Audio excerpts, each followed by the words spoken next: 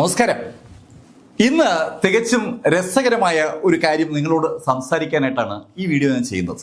രസകരമായ കാര്യം എന്താണെന്ന് ചോദിച്ചാൽ, ഞാനും എൻ്റെ യൂട്യൂബും പിന്നെ നിങ്ങളും, ഇതാണ് വിഷയം. യൂട്യൂബ് ചാനല് ഞാൻ തുടങ്ങിയിട്ട് കുറേ വർഷങ്ങളായെന്നുള്ള കാര്യം നിങ്ങൾക്ക് എല്ലാവർക്കും അറിയാം. എൻ്റെ യൂട്യൂബ് ചാനലിനെ കുറിച്ചും ഞാൻ എങ്ങനെയാണ് റവന്യൂ ഏൺ ചെയ്യുന്നത് എന്നതിനെക്കുറിച്ചും, യൂട്യൂബ് ചാനലിൽ ഞാൻ ഇടുന്ന വീഡിയോസ് എങ്ങനെ ഞാൻ കണ്ടെത്തുന്നു, അതിൻ്റെ സ്ക്രിപ്റ്റ് തയ്യാറാക്കുന്നു, വീഡിയോ ചെയ്യുന്നു, എഡിറ്റ് ചെയ്യുന്നു, അങ്ങനെ തുടങ്ങിയ ഒത്തിരി കാര്യങ്ങൾ അറിയാൻ താല്പര്യമുള്ള ആളുകൾ പലപ്പോഴും കമൻറ്റുകൾ ചെയ്യാറുണ്ട്.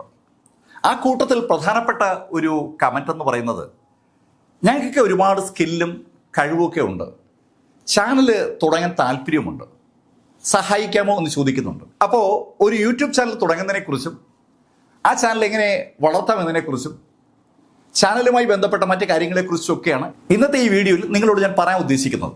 ശരിക്കും രസകരമായ ഒരു ലൈഫാണ് യൂട്യൂബ് ചാനൽ വഴി എനിക്ക് ലഭിച്ചിരിക്കുന്നത്.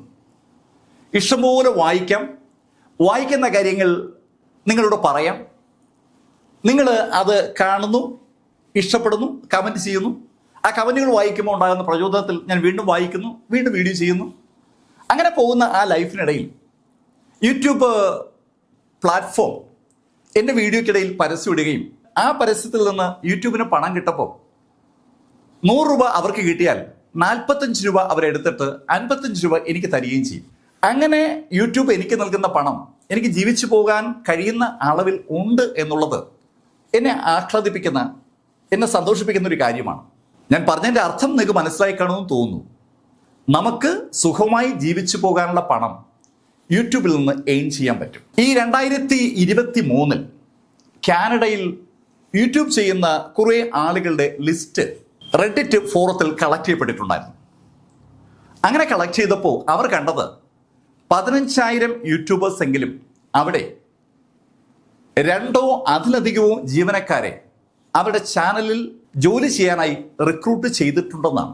കാനഡയിൽ കണ്ട അതേ കാഴ്ച ഈ 23-ലും 24-ലും നമ്മുടെ കേരളത്തിലും ഞാൻ കാണുന്നുണ്ട്. അനവധി യൂട്യൂബ് ചാനലുകൾ ഒരുപാട് ആളുകളെ അവരുടെ ജീവനക്കാരായി അല്ലെങ്കിൽ സഹകാരികളായി കൂട്ടിയിട്ടുണ്ട്. എന്നെ ഈ ചാനലിലും 4 പേരുണ്ട്. അഭിരാമിയും സൂര്യയും അനൂപും അഖിലും ഈ സിസ്റ്റത്തിൻ്റെ പാർട്ടാണ്. ഞങ്ങളൊരു ടീമാണ്. ഇതുപോലെ ടീമുകളുള്ള ഇഷ്ടംപോലെ ചാനലുകൾ ഇന്ന് കേരളത്തിലുണ്ട്. അതിൻ്റെ അർത്ഥം നിങ്ങൾക്ക് മനസ്സിലായി കാണുമെന്നാണ് ഞാൻ കരുതുന്നത്. ഇതിപ്പോൾ ഒരു സംരംഭമാണ്. അതെ, സാധാരണ ഒരു കട ഇടും പോലെ, ഒരു റെസ്റ്റോറൻറ്റ് ഇടും പോലെ, ഒരു ഫാക്ടറി ഇടും പോലെ, ഒരു ബുക്ക് സ്റ്റാൾ നടത്തും പോലെ, ഒരു വിദ്യാഭ്യാസ സ്ഥാപനം നടത്തും പോലെ ഒക്കെ ഒരു സംരംഭം തന്നെയാണ് ഈ ചാനലും. സംരംഭമായി നിങ്ങൾ നിങ്ങളുടെ ചാനലിനെ കാണുകയാണെങ്കിൽ നിങ്ങൾക്ക് ജീവിച്ചു പോകേണ്ട വരുമാനം ഈ സംരംഭത്തിൽ നിന്ന് ലഭിക്കുമെന്ന് പറയാൻ വേണ്ടിയാണ് ഞാൻ ഈ കാര്യം നിങ്ങളോട് പറഞ്ഞത്. ഒരു സംരംഭം പല ശൈലിയിൽ നമുക്ക് ആരംഭിക്കാൻ പറ്റും. നമ്മൾ കോവിഡ് കഴിഞ്ഞ ആ കാലഘട്ടത്തിൽ, അല്ലെങ്കിൽ കോവിഡിൻ്റെ കാലഘട്ടത്തിൽ ഒരുപാട് സംരംഭങ്ങൾ റോഡ് സൈഡിൽ കണ്ടിട്ടുണ്ടായിരുന്നു. ആ സംരംഭങ്ങളിൽ ചിലതൊക്കെ മീൻ വിൽക്കുന്നതാണ്, ചിലതൊക്കെ വീട്ടിലെ ഊണ് എന്നുള്ള ബോർഡ് വെച്ച സംഭവങ്ങളാണ്. പച്ചക്കറി വിൽക്കുന്ന സംരംഭങ്ങൾ നമ്മൾ കണ്ടു. എന്ന് വേണ്ട എന്തും റോഡ് സൈഡിൽ വിൽക്കാനായി ആളുകൾ നിരന്നിപ്പുണ്ടായിരുന്നു. ഇഷ്ടംപോലെ സംരംഭങ്ങളുണ്ടായി. അവരൊക്കെ വർക്ക് ചെയ്യുന്ന സ്ഥലങ്ങളിൽ അവരുടെ ജോലി നഷ്ടമായപ്പോൾ വരുമാനം ആർജിക്കാനായിട്ട് അവർ കണ്ടെത്തിയ മാർഗമാണ് ആ സംരംഭങ്ങൾ. ആ സംരംഭങ്ങളിൽ 98% ഇപ്പോൾ ഇല്ല എന്നുള്ളതും നിങ്ങൾക്കറിയാം. 1-2% പിടിച്ചു നിൽക്കുന്നത്. അന്ന് കോവിഡിൻ്റെ ആ സമയത്ത് നമ്മൾ കണ്ട അതേ ശൈലി തന്നെയാണ് ലോകത്തെമ്പാടുമുള്ള സംരംഭങ്ങളുടെ സ്ഥിതി. തുടങ്ങുന്ന സംരംഭങ്ങളിൽ 98% പൂട്ടിപ്പോകും. യൂട്യൂബ് ചാനൽ എടുത്താലും അങ്ങനെ തന്നെയാണ് കഥ. തുടങ്ങുന്ന ചാനലുകളിൽ റവന്യൂ ആർജിച്ച് നിലനിന്ന് പോകുന്നത് 2%-ഓളമേ വരും. ആ 2%-നുള്ളിൽ നിങ്ങൾ പെടുക എന്നുള്ളതാണ് നിങ്ങൾ ലക്ഷ്യമിടേണ്ട കാര്യം. അങ്ങനെ ലക്ഷ്യമിടുമ്പോൾ ആദ്യം നിങ്ങളുടെ മനസ്സിലേക്ക് എന്താണ് വരേണ്ടത്? ഒരു സംരംഭകന്റെ മനസ്സിൽ സാധാരണഗതിയിൽ എന്താണ് ആദ്യം വരേണ്ടതെന്നുള്ളതാണ് ആ ചോദ്യത്തിൻ്റെ അർത്ഥം. നിങ്ങൾ പറയും ഇഷ്ടംപോലെ മുടക്ക് മുതൽ, പിന്നെ പ്രോഡക്റ്റ്, അങ്ങനെ പല കാര്യങ്ങളും നിങ്ങളുടെ മനസ്സിലേക്ക് വരാം. യൂട്യൂബ് ചാനലുമായി ബന്ധപ്പെട്ടാണ് നിങ്ങൾ ആലോചിക്കുന്നതെങ്കിൽ ശരിക്കും ഒരു സംരംഭകന് ഉണ്ടായിരിക്കേണ്ടത് ഒരു സിമ്പിൾ കാര്യമാണ്. അത് റിസർച്ച് മൈൻഡ് സെറ്റാണ്. ഗവേഷണം നടത്താനുള്ള, റിസർച്ച് ചെയ്യാനുള്ള ഒരു മൈൻഡ് സെറ്റുള്ള ഒരാൾ മാത്രമേ ഒരു സംരംഭകനായി വിജയിക്കൂ. ആ കാര്യത്തിൽ മറ്റ് മേഖലകളിലെ സംരംഭകനെന്നോ യൂട്യൂബിലെ ചാനൽ ഓണറെന്നോ ഇന്ന് വ്യത്യാസമൊന്നുമില്ല. ഒരു നല്ല യൂട്യൂബ് ചാനൽ റൺ ചെയ്യണമെങ്കിൽ നിങ്ങൾക്ക് ആത്യന്തികമായി വേണ്ടത് ഒരു റിസർച്ച് മെൻറ്റാലിറ്റിയാണ്. ആ റിസർച്ച് മെൻറ്റാലിറ്റി ഉള്ള ഒരാൾക്ക് മാത്രമേ ചാനൽ ബിൽഡ് ചെയ്യാൻ പറ്റൂ. അപ്പോൾ ഏത് മേഖലയിൽ റിസർച്ച് ചെയ്യണം എന്നുള്ളത് സ്വാഭാവികമായിട്ടും നിങ്ങളുടെ സ്കിൽ സെറ്റുമായി കണക്റ്റഡ് ആണ്, നിങ്ങളുടെ താല്പര്യങ്ങളുമായി കണക്റ്റഡ് ആണ്. നിങ്ങളുടെ താല്പര്യങ്ങൾ, നിങ്ങളുടെ സ്കിൽ സെറ്റൊക്കെ ഭക്ഷണം ഉണ്ടാക്കുന്ന പ്രക്രിയയുമായാണ് ബന്ധപ്പെട്ട് നിൽക്കുന്നതെങ്കിൽ ഉറപ്പായിട്ടും നിങ്ങൾക്ക് ആ മേഖലയിൽ ഒരു റിസർച്ച് ചെയ്യാം. സ്ഥലങ്ങൾ കാണുകയും ആ കാര്യങ്ങൾ ആളുകളോട് പറയലാണ് നിങ്ങളുടെ ഇഷ്ടമെങ്കിൽ ആ മേഖലയിലാവാം റിസർച്ച്. എന്നെപ്പോലെ കഥകൾ പറയുന്നതാണ് താല്പര്യമെങ്കിൽ ആ മേഖലയിലാവാം റിസർച്ച്. ഫാഷൻ മേഖല സജീവമായി നിൽക്കുന്ന ഈ കാലഘട്ടത്തിൽ ഇഷ്ടംപോലെ ഫാഷൻ ചാനലുകളുമുണ്ട്. ആ മേഖലയിൽ നിങ്ങൾക്ക് ഗവേഷണമാകാം. മുഖത്തിന്റെ സൗന്ദര്യം വർദ്ധിപ്പിക്കുന്ന 100,000 കാര്യങ്ങൾ പറഞ്ഞും നിങ്ങൾക്ക് ചാനൽ ബിൽഡ് ചെയ്യാം. ഡ്രസ്സിന്റെ കേസുമായി ബന്ധപ്പെട്ട ചാനൽ ബിൽഡ് ചെയ്യാം. വീടുമായി ബന്ധപ്പെട്ട് ചാനൽ ബിൽഡ് ചെയ്യാം. ഇന്ത്യയിൽ ഡെക്കറേഷനുമായി ബന്ധപ്പെട്ട് ചാനൽ ബിൽഡ് ചെയ്യാം. എങ്ങനെ വേണമെങ്കിലും നിങ്ങൾക്ക് ബിൽഡ് ചെയ്യാം. പക്ഷേ നിങ്ങൾ ഗവേഷണം ഒരുപാട് ശൈലിയിൽ ആ മേഖലയിൽ നടത്തണം. നിലവിലുള്ള ചാനലുകൾ എന്താണ് ചെയ്യുന്നത്, അവരിടുന്ന വീഡിയോയുമായി ബന്ധപ്പെട്ട് എങ്ങനെയാണ് വ്യൂസ് ഉണ്ടാവുന്നത്, അവരുടെ ചാനൽ വീഡിയോ കാണുന്ന ആളുകൾ കമൻറ്റ് ചെയ്യുന്നത് ശ്രദ്ധിച്ച് നിങ്ങൾ വായിക്കുകയും പഠിക്കുകയും വേണം. അതുവഴി ഈ വീഡിയോ കാണുന്ന ആളുകളുടെ ഒരു മൈൻഡ് സെറ്റ് നിങ്ങൾക്ക് മനസ്സിലാവും. ഒരുപാട് ടൂളുകൾ ലഭ്യമാണ്. ആ ടൂളുകളിലൂടെ കടന്നു പോയാൽ ചാനൽ എങ്ങനെയാണ് വളരുന്നതെന്ന് മനസ്സിലാക്കാൻ പറ്റും. സോഷ്യൽ മീഡിയ ടൂളുകൾ ഇഷ്ടംപോലെ ഉണ്ട്. സോഷ്യൽ ബ്ലേഡ് അതിന് നിങ്ങളെ സഹായിക്കുന്ന ഒരു ടൂളാണ്. ഇത് ഞാൻ ആമുഖമായി നിങ്ങളോട് പറഞ്ഞ കാര്യങ്ങളാണ്. ഈ ആമുഖത്തിലൂടെ നമുക്ക് ചാനലിനുള്ളിലേക്ക് കടക്കാം. എൻ്റെ ഓരോ ചാനലുമായി കണക്ട് ചെയ്തുകൊണ്ട് നമുക്ക് വിഷയത്തിലേക്ക് വരാം. ചാനൽ തുടങ്ങാൻ വളരെ എളുപ്പമാണെന്ന് നിങ്ങൾക്ക് എല്ലാവർക്കും അറിയാം. ഒരു ജിമെയിൽ അക്കൗണ്ടുള്ള എല്ലാവർക്കും ആ ജിമെയിൽ അക്കൗണ്ടിൻ്റെ ഭാഗമായി ചാനൽ തുടങ്ങാനുള്ള ഐക്കൺ ഉണ്ടാവും. എല്ലാ ജിമെയിലിലും ശരിക്കും ഒരുപാട് വിഭവങ്ങളുണ്ടാവും. നമ്മൾ ജിമെയിലിൻ്റെ ഐക്കണിൽ ക്ലിക്ക് ചെയ്യുമ്പോൾ ഇതുപോലെ ഒത്തിരി വിഭവങ്ങൾ വരും. അതിൽ ഒരെണ്ണം ഈ പറഞ്ഞ യൂട്യൂബിൻ്റെ സിമ്പലാണ്. യൂട്യൂബിൻ്റെ സിമ്പലിൽ ക്ലിക്ക് ചെയ്ത് നമുക്ക് യൂട്യൂബ് വീഡിയോ അപ്പ് ചെയ്യാൻ പറ്റും. ഇതാ ഞാനതൊന്ന് ക്ലിക്ക് ചെയ്യണം. ഇങ്ങനെ ക്ലിക്ക് ചെയ്യുമ്പോൾ ഇവിടെ മുകളിൽ അപ്പ് ചെയ്യാനായിട്ട് ഒരു പ്ലസ് ചിഹ്നം വരും. ആ പ്ലസ് ചിഹ്നത്തിൽ ക്ലിക്ക് ചെയ്താൽ നമുക്ക് വീഡിയോ അപ്പ് ചെയ്യാം. ഇങ്ങനെ ക്ലിക്ക് ചെയ്യുമ്പോൾ ഇതുപോലെ ഒരു വിൻഡോ വരും. വീഡിയോ അപ്ലോഡ് ചെയ്യാനുള്ള ഒരു വിൻഡോ ആണ്. അവിടെ ഫയൽ സെലക്ട് ചെയ്യാനുള്ള ഒരു ഓപ്ഷൻ വരും. അതിൽ തൊട്ട് കഴിഞ്ഞാൽ നമ്മുടെ കമ്പ്യൂട്ടറിലോ അല്ലെങ്കിൽ മൊബൈലിലോ നമ്മൾ സൂക്ഷിച്ചിരിക്കുന്ന ആ വീഡിയോ കിട്ടും. ഞാൻ ഒന്ന് ക്ലിക്ക് ചെയ്യണം. നമ്മുടെ കമ്പ്യൂട്ടറിൽ നമ്മൾ എടുത്തിട്ടിരിക്കുന്ന വീഡിയോ അല്ലെങ്കിൽ നമ്മുടെ മൊബൈലിൽ നമ്മൾ എടുത്തിട്ടിരിക്കുന്ന വീഡിയോയിൽ നിന്ന് ഞാൻ ഒരെണ്ണം സെലക്ട് ചെയ്യണം. അങ്ങനെ വീഡിയോ സെലക്ട് ചെയ്യുമ്പോൾ വീഡിയോയ്ക്ക് കൊടുക്കാനുള്ള ടൈറ്റിലിൻ്റെ ഒരു കോളം വരും, ഡിസ്ക്രിപ്ഷൻ്റെ ഒരു കോളം വരും. വീഡിയോയെക്കുറിച്ച് നമുക്ക് വിശദമായ ഇൻഫർമേഷൻ കൊടുക്കാനുണ്ടെങ്കിൽ കൊടുക്കേണ്ട സ്ഥലമാണ് ഡിസ്ക്രിപ്ഷൻ. അതുപോലെ തന്നെ തംബ്നെയിൽ എന്നൊരു സംഭവം വരും. നമ്മൾ ഏത് വീഡിയോ ചെയ്താലും ആളുകൾ കാണണമെങ്കിൽ ആളുകൾ അതിൽ ക്ലിക്ക് ചെയ്യണം. ആളുകൾക്ക് ക്ലിക്ക് ചെയ്യാൻ തോന്നുന്നത് രണ്ട് കാരണങ്ങൾ കൊണ്ടാണ്. ഒന്ന് തംബ്നെയിൽ, മറ്റൊന്ന് ടൈറ്റിൽ. ഇത് രണ്ടും ഭംഗിയാക്കിയാലേ നമ്മുടെ വീഡിയോ ആളുകൾ കാണത്തുള്ളൂ. അപ്പം നിങ്ങൾ വീഡിയോ ഉണ്ടാക്കാൻ എടുക്കുന്ന അത്രയും സമയം ശരിക്കും തംബ്നെയിൽ ബിൽഡ് ചെയ്യാനും എടുക്കണമെന്നുള്ളതാണ് സത്യം. തംബ്നെയിലിനെ കുറിച്ച് ഞാൻ ഡീറ്റെയിൽ ആയിട്ട് പിന്നീട് പറയാം. നമ്മൾ ഇത്രയും വിഭവങ്ങൾ ചെയ്ത് കഴിയുമ്പോൾ ഇവിടെ നമുക്ക് ഒരു സെലക്ട് ഓപ്ഷൻ ഉണ്ട്. ഈ സെലക്ട് ഓപ്ഷൻ എന്ന് പറയുന്നത് പ്ലേലിസ്റ്റുമായി ബന്ധിപ്പിച്ചാണ്. നമ്മൾ വീഡിയോ ചെയ്തു വരുമ്പോൾ പല മേഖലയിലുള്ള വീഡിയോ വരും. ഇപ്പം ഇവിടെ ഞാൻ സെലക്ട് ഓപ്ഷൻ കൊടുക്കുമ്പോൾ ഞാൻ ചെയ്തിട്ടുള്ള വീഡിയോസാണ്. ഞാനിപ്പോൾ എടുത്തിരിക്കുന്ന channel BS Chandramohan the story teller എന്ന ചാനലാണ്.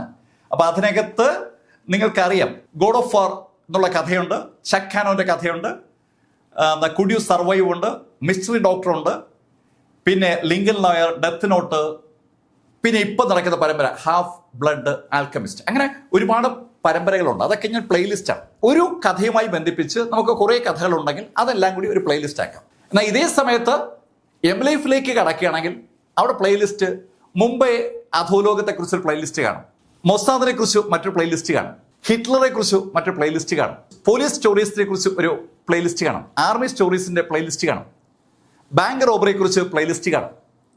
സകല വിധത്തിലുമുള്ള കഥകൾ ഞാൻ ചെയ്യാറുള്ളത് കൊണ്ട് അങ്ങനെയുള്ള പ്ലേലിസ്റ്റ് കാണും. ഇപ്പോൾ അമ്പലങ്ങളെക്കുറിച്ചുള്ള പ്ലേലിസ്റ്റ് ഉണ്ട്, അതുപോലെ മേക്കിംഗ് സ്റ്റോറീസ് ഉണ്ട്, അങ്ങനെ ഒരുപാടുണ്ട്. നമ്മൾ ചെയ്യുന്ന അനുസരിച്ച് പ്ലേലിസ്റ്റ് ഉണ്ടാവും. നമ്മളൊരു കാര്യം ചെയ്യുമ്പോൾ അത് ഏത് മേഖലയുമായി ബന്ധപ്പെട്ട് വരുന്നു എന്ന് കരുതി നമ്മളൊരു പ്ലേലിസ്റ്റ് ഉണ്ടാക്കണം. ഇവിടെയുള്ള പ്ലേലിസ്റ്റ് ഒന്നും അല്ല നമ്മൾ എടുക്കുന്നെങ്കിൽ നമുക്ക് ന്യൂ പ്ലേലിസ്റ്റ് ഉണ്ടാക്കാം. ന്യൂ പ്ലേലിസ്റ്റ് ക്ലിക്ക് ചെയ്താൽ പ്ലേലിസ്റ്റിൻ്റെ പേരിടാനുള്ള ഒരു സ്ഥലം കിട്ടും. അത് ഇവിടെ ഉണ്ടെങ്കിൽ സെലക്ട് ചെയ്യുക, ഇല്ലെങ്കിൽ പുതുതായി ക്രിയേറ്റ് ചെയ്യുക. അത് കഴിഞ്ഞ് ഡണ്ണ് കൊടുക്കുക, അതവിടെ ഓക്കെ ആയി. പ്ലേലിസ്റ്റ് ആയിക്കഴിഞ്ഞാൽ അടുത്തത് നമ്മൾ ഇതുമായി ബന്ധിപ്പിച്ച് ചില കാര്യങ്ങളൊക്കെ ഉണ്ട്. ഇവിടെ 2 കാര്യങ്ങൾ ശ്രദ്ധിക്കുക. ഓഡിയൻസുമായി ബന്ധിപ്പിച്ച് 2 കാര്യങ്ങളുണ്ട്. Yes, it is made for kids. അടുത്തത് no, it is not made for kids എന്നാണ്. കുട്ടികൾക്ക് വേണ്ടി നിർമ്മിച്ച വീഡിയോ ആണോ അതോ കുട്ടികളല്ലാത്തവർക്ക് വേണ്ടി നിർമ്മിച്ച വീഡിയോ ആണോ? ഈ ചോദ്യം വളരെ നിർണായകമാണ്. 13 വയസ്സിന് താഴെ പ്രായമുള്ള കുട്ടികളെ വെച്ച് നമ്മൾ ഏതെങ്കിലും വീഡിയോ ചെയ്യുകയോ അവർക്ക് വേണ്ടി വീഡിയോ ചെയ്യുകയോ ചെയ്യുമ്പോൾ അവർക്ക് കാണാൻ കഴിയുന്ന പരസ്യങ്ങൾ മാത്രമേ ആ വീഡിയോയിൽ ഇടാൻ പറ്റൂ. അത് തിരിച്ചറിയാൻ വേണ്ടിയാണ് യൂട്യൂബ് അത് ചോദിക്കുന്നത്. ഞാൻ എൻ്റെ വീഡിയോസ് ചെയ്യുന്നത് കുട്ടികൾക്ക് വേണ്ടിയല്ല. അപ്പോൾ സ്വാഭാവികമായിട്ടും no, it is not made for kids എന്നായിരിക്കും ഞാൻ സെലക്ട് ചെയ്യുക. നമ്മൾ കിഡ്സിന് വേണ്ടിയല്ല എന്ന് സെലക്ട് ചെയ്ത് കഴിഞ്ഞാൽ അടുത്തത് ഷോ മോർ എന്നൊരു ഓപ്ഷൻ ഉണ്ട്. അപ്പോൾ ഇവിടെ ഷോ മോർ വരുമ്പോൾ പെയ്ഡ് പ്രൊമോഷൻ ആണോ അല്ലെങ്കിൽ അങ്ങനെയുള്ള ആൾട്ടേഡ് കണ്ടന്റ് ആണോ തുടങ്ങിയ കാര്യങ്ങളാണ്. നമ്മുടെ സ്ഥാപനങ്ങൾക്ക് വേണ്ടി ഏതെങ്കിലും വീഡിയോ ചെയ്യണമെങ്കിൽ അതാണ് paid promotion. Paid promotion YouTube അനുവദിക്കുന്ന കാര്യമാണ്. ഞാൻ സാധാരണഗതിയിൽ പെയ്ഡ് പ്രൊമോഷൻ ചെയ്യാത്ത ഒരു യൂട്യൂബറാണ്. അതുകൊണ്ട് ഇത് മിക്കവാറും ഞാൻ തൊടാറേയില്ല. പെയ്ഡ് പ്രൊമോഷൻ മോശമാണെന്നല്ല പറഞ്ഞത്, ഞാൻ ചെയ്യാറില്ലെന്നേ പറഞ്ഞുള്ളൂ. പെയ്ഡ് പ്രൊമോഷനാണ് യഥാർത്ഥത്തിൽ ഒരു യൂട്യൂബർക്ക് ശരിക്കും റവന്യൂ നേടിക്കൊടുക്കുക. അതുകൊണ്ട് നിങ്ങൾ ആ മേഖലയിൽ കോൺസെൻട്രേറ്റ് ചെയ്യുന്നത് നല്ലതാണ്. ഞാൻ എന്തുകൊണ്ട് ചെയ്യുന്നില്ലെന്ന് ചോദിച്ച് സമയമില്ലാത്തതുകൊണ്ടാണ്. അത് കഴിഞ്ഞ് വരുന്ന ആൾട്ടേഡ് കണ്ടന്റ്. നമ്മൾ ഏതെങ്കിലും വീഡിയോയിലെ കണ്ടന്റിനെ നമ്മുടെ തന്നെ വീഡിയോയുടെ ആവാം അല്ലെങ്കിൽ മറ്റേതെങ്കിലും വീഡിയോയുടെ ആവാം, അതിനെ ഓൾട്ടർ ചെയ്തും വീഡിയോ ചെയ്യാനുള്ള ഒരു ഓപ്ഷൻ ഇപ്പോൾ യൂട്യൂബ് അനുവദിക്കുന്നുണ്ട്. അത് ആണോ അല്ലയോ എന്ന് നമുക്കിവിടെ പറയാം. നമ്മൾ അതിനകത്ത് തൊടേണ്ട കാര്യമില്ല. ആണെങ്കിൽ എസ് കൊടുക്കുക, ഇല്ലെങ്കിൽ നോ. അടുത്തത് ഓട്ടോമാറ്റിക് ചാപ്റ്റേഴ്സ്, അങ്ങനെ ചില കാര്യങ്ങളൊക്കെ ഉണ്ട്. ഫീച്ചർ പ്ലേസസ്, അങ്ങനെയൊക്കെ പലതും ഉണ്ട്, പല കാര്യങ്ങളുണ്ട്. ഇതൊക്കെ നിങ്ങൾ ചെയ്തു വരുമ്പോൾ പഠിക്കും. അതിനുശേഷം ഏറ്റവും നിർണായകമായ കാര്യം ടാഗ്സ് ആണ്. ഏത് വീഡിയോയും ആളുകളുടെ അടുത്തേക്ക് എത്തുന്നത് ആളുകൾ സെർച്ച് ചെയ്യുമ്പോഴോ അല്ലെങ്കിൽ യൂട്യൂബ് അറിയിക്കുമ്പോഴോ ആണ്. ആളുകൾ സെർച്ച് ചെയ്യുമ്പോൾ ആ വീഡിയോ ആളുകളുടെ അടുത്ത് എത്തണമെങ്കിൽ ആളുകൾ സെർച്ച് ചെയ്യുന്ന വാക്ക് നമ്മുടെ ഈ വീഡിയോയുടെ ടാഗായിട്ടുണ്ടാവണം. നമ്മളിപ്പോൾ ശബരിമലയെക്കുറിച്ചാണ് വീഡിയോ ചെയ്യുന്നതെങ്കിൽ ശബരിമലയെക്കുറിച്ച് ഉറപ്പായി സെർച്ച് വരും. അങ്ങനെയുള്ള വേർഡ്സ് നമ്മളോട് അടിച്ചിടുക. അപ്പോൾ ശബരിമല എന്ന് അടിച്ചിട്ട് ഒരു കോമ കൊടുത്തു കഴിഞ്ഞാൽ ഓട്ടോമാറ്റിക്കായിട്ട് ആ വേർഡ് അവിടെ സേവ്ഡ് ആവും. ശബരിമല എന്ന വിഷയവുമായി ബന്ധപ്പെട്ട് എന്തെല്ലാം വേർഡുകളാണ് ആളുകൾ സെർച്ച് ചെയ്യാൻ സാധ്യതയുള്ളതെന്ന് നമ്മൾ അറിയണം. ഞാൻ നേരത്തെ പറഞ്ഞില്ലേ, ഒരു ഗവേഷണ മനോഭാവം നമുക്ക് വേണമെന്ന്. നമ്മൾ ഉറപ്പായും ആ വേർഡുമായി സാമ്യമുള്ള വേർഡുകളൊക്കെ അവിടെ ടൈപ്പ് ചെയ്യും. നിങ്ങൾക്ക് അത് അറിഞ്ഞുകൂടെങ്കിൽ നിങ്ങൾക്ക് എളുപ്പം ഒരു മാർഗമുണ്ട്. അത് റാപ്പിഡ് ടാഗ്സ് ഫോർ യൂട്യൂബ് ആണ്. നിങ്ങൾ ഗൂഗിൾ ഓപ്പൺ ചെയ്തിട്ട് റാപ്പിഡ് ടാഗ്സ് ഫോർ യൂട്യൂബ് എന്ന് അടിക്കുക. റാപ്പിഡ് ടാഗ്സ് യൂട്യൂബ് എന്ന് അടിക്കുമ്പോൾ ഇതുപോലെ ഒരു സംഭവം വരും. ഇതിനകത്ത് നമുക്ക് ക്ലിക്ക് ചെയ്യാം. ഈ സമയത്ത് ഇങ്ങനെ ഒരു വിൻഡോ വരും. ഈ വിൻഡോയിൽ ആ ചുവന്ന നിറത്തിൽ കാണുന്ന യൂസ് ടാഗ് ജനറേറ്റർ ക്ലിക്ക് ചെയ്യാം. അവിടെ ക്ലിക്ക് ചെയ്യുമ്പോൾ ഇതുപോലൊരു പേജ് വരും. അവിടെ നമുക്ക് ശബരിമലയെ കുറിച്ചാണ് അറിയേണ്ടെങ്കിൽ ശബരിമല ടൈപ്പ് ചെയ്യാം. നമ്മൾ സെർച്ച് ഓപ്ഷൻ കൊടുക്കുന്നു. നോക്കി എന്തുമാത്രം വേർഡ്സ് ആണ് ശബരിമല എന്ന വീഡിയോയുമായി ബന്ധപ്പെട്ട് കടന്നു വരുന്നതെന്ന്. നമുക്ക് അതിവിടെ കോപ്പി ടാക്സി കൊടുത്ത് കോപ്പി ചെയ്യാം. എന്നിട്ട് നമുക്ക് അത് കൊണ്ടുവന്ന് നേരത്തെ വിൻഡോയിൽ ഇവിടെ കൊണ്ടുവന്ന് Ctrl+V കൊടുത്താൽ അതെല്ലാം പേസ്റ്റ് ആവും. അല്ലെങ്കിൽ നമുക്ക് അല്ലാതെ പേസ്റ്റ് ചെയ്യും. അപ്പോൾ 500 അക്ഷരങ്ങൾ വരെ അതിനകത്ത് പറ്റത്തുള്ളൂ. അപ്പോൾ ഏതെങ്കിലും കൂടുതലുണ്ടെങ്കിൽ നമുക്ക് എടുത്ത് കളയാം. പക്ഷെ എപ്പോഴും ശ്രദ്ധിക്കുക, നിങ്ങളുടെ ചാനലിന്റെ പേരും നിങ്ങളുടെ പേരും ഇവിടെ ഉറപ്പായും വരണം. ഇത് മൊത്തം സേവ് ചെയ്തിടുമ്പോൾ തികയാതെ വന്നാൽ ഇതിലുള്ള ഏതെങ്കിലും ചില വാക്കുകൾ നിങ്ങൾക്ക് ഒഴിവാക്കിയിട്ട് നിങ്ങളുടെ ചാനലിന്റെ പേരും നിങ്ങളുടെ ഐഡന്റിറ്റി തെളിയിക്കുന്ന വാക്കുകളൊക്കെ ഇടണം. അതാണല്ലോ പിന്നീട് സെർച്ച് വേർഡ് ആയി മാറേണ്ടത്. ടാഗ്സ് നിർബന്ധമാണെന്ന് അർത്ഥം. പിന്നെയും അനവധി ടൂളുകളുണ്ട്. അത് ഒന്നൊന്നായി നിങ്ങൾ പഠിക്കുന്നതാണ് നല്ലത്. ഇതിനകത്ത് വരുമ്പോൾ ഇവിടെ എപ്പോഴും നമ്മൾ ടിക്ക് ചെയ്തിരിക്കേണ്ടത് allow embedding publish to subscription feeds and notify subscribers എന്നാണ്. അലോ എംബഡിങ് അത് നമ്മൾ എപ്പോഴും ടിക്ക് ചെയ്തിട്ടേക്ക്. നമ്മുടെ വീഡിയോ മറ്റേതെങ്കിലും സൈറ്റുകളിൽ ആരെങ്കിലും ലിങ്ക് ആയിട്ട് പിടിച്ചു കൊടുക്കുകയാണെങ്കിൽ ആ സൈറ്റിൽ അത് കാണണമെങ്കിൽ നമ്മൾ എംബഡി ചെയ്യാൻ അനുവദിക്കണം. അവിടെ സൈറ്റിനകത്തേക്ക് ചേർക്കാൻ അനുവദിക്കണമെന്നാണ് ആ പറഞ്ഞതിന്റെ അർത്ഥം. ഇതൊക്കെ ടിക്ക് ചെയ്തിട്ടേക്കുക. അപ്പൊ അങ്ങനെ കഴിഞ്ഞതിന് ശേഷം നമുക്ക് ഏറ്റവും മുകളിലുള്ള ഭാഗത്തേക്ക് വീണ്ടും മടങ്ങി വരാം. അത് ഡിസ്ക്രിപ്ഷൻ വീഡിയോ കുറിച്ച് ശരിക്കും നിങ്ങൾ പഠിച്ച് ഇടേണ്ട ഒരു മാറ്ററാണ്. നിങ്ങളുടെ വീഡിയോ എന്താണ് എന്ന് പറയുന്നതോടൊപ്പം നേരത്തെ ടാഗിൽ കൊടുക്കാൻ പറ്റാത്ത ചില കാര്യങ്ങൾ കൊടുക്കാൻ പറ്റുന്ന വെന്യൂ കൂടിയാണ് ഈ ഡിസ്ക്രിപ്ഷൻ. ശബരിമലയിൽ എന്തിന് സ്ത്രീകളെ പ്രവേശിപ്പിച്ചു? അങ്ങനെ ചോദ്യം കൊടുക്കണം തോന്നിയാൽ ഇവിടെ കൊടുക്കാം. ശബരിമലയിൽ സ്ത്രീകളെ പ്രവേശിപ്പിക്കുന്നത് ശരിയാണോ? അങ്ങനെ ഒരു ചോദ്യം നമുക്ക് ഇവിടെ കൊടുക്കാം. നമുക്ക് ഏതൊക്കെ ശൈലിയിലാണ് ആളുകൾ സെർച്ച് ചെയ്യാൻ സാധ്യതയുള്ളതെന്ന് മനസ്സിലാക്കി കഴിഞ്ഞാൽ മലയാളത്തിലോ ഇംഗ്ലീഷിലോ ഒക്കെ അവിടെ കൊടുക്കാം. അതിന് മുകളിലാണ് ടൈറ്റിൽ. ടൈറ്റിൽ ആളുകളെ നമ്മുടെ വീഡിയോയുമായി ബന്ധിപ്പിക്കുന്ന ഒരു ഘടകമാണ്. നല്ല സമയമെടുത്ത് ശരിക്കും ആലോചിച്ച് ടൈറ്റിൽ ഉണ്ടാക്കുന്നിടത്താണ് മിടുക്കിയിരിക്കുന്നത്.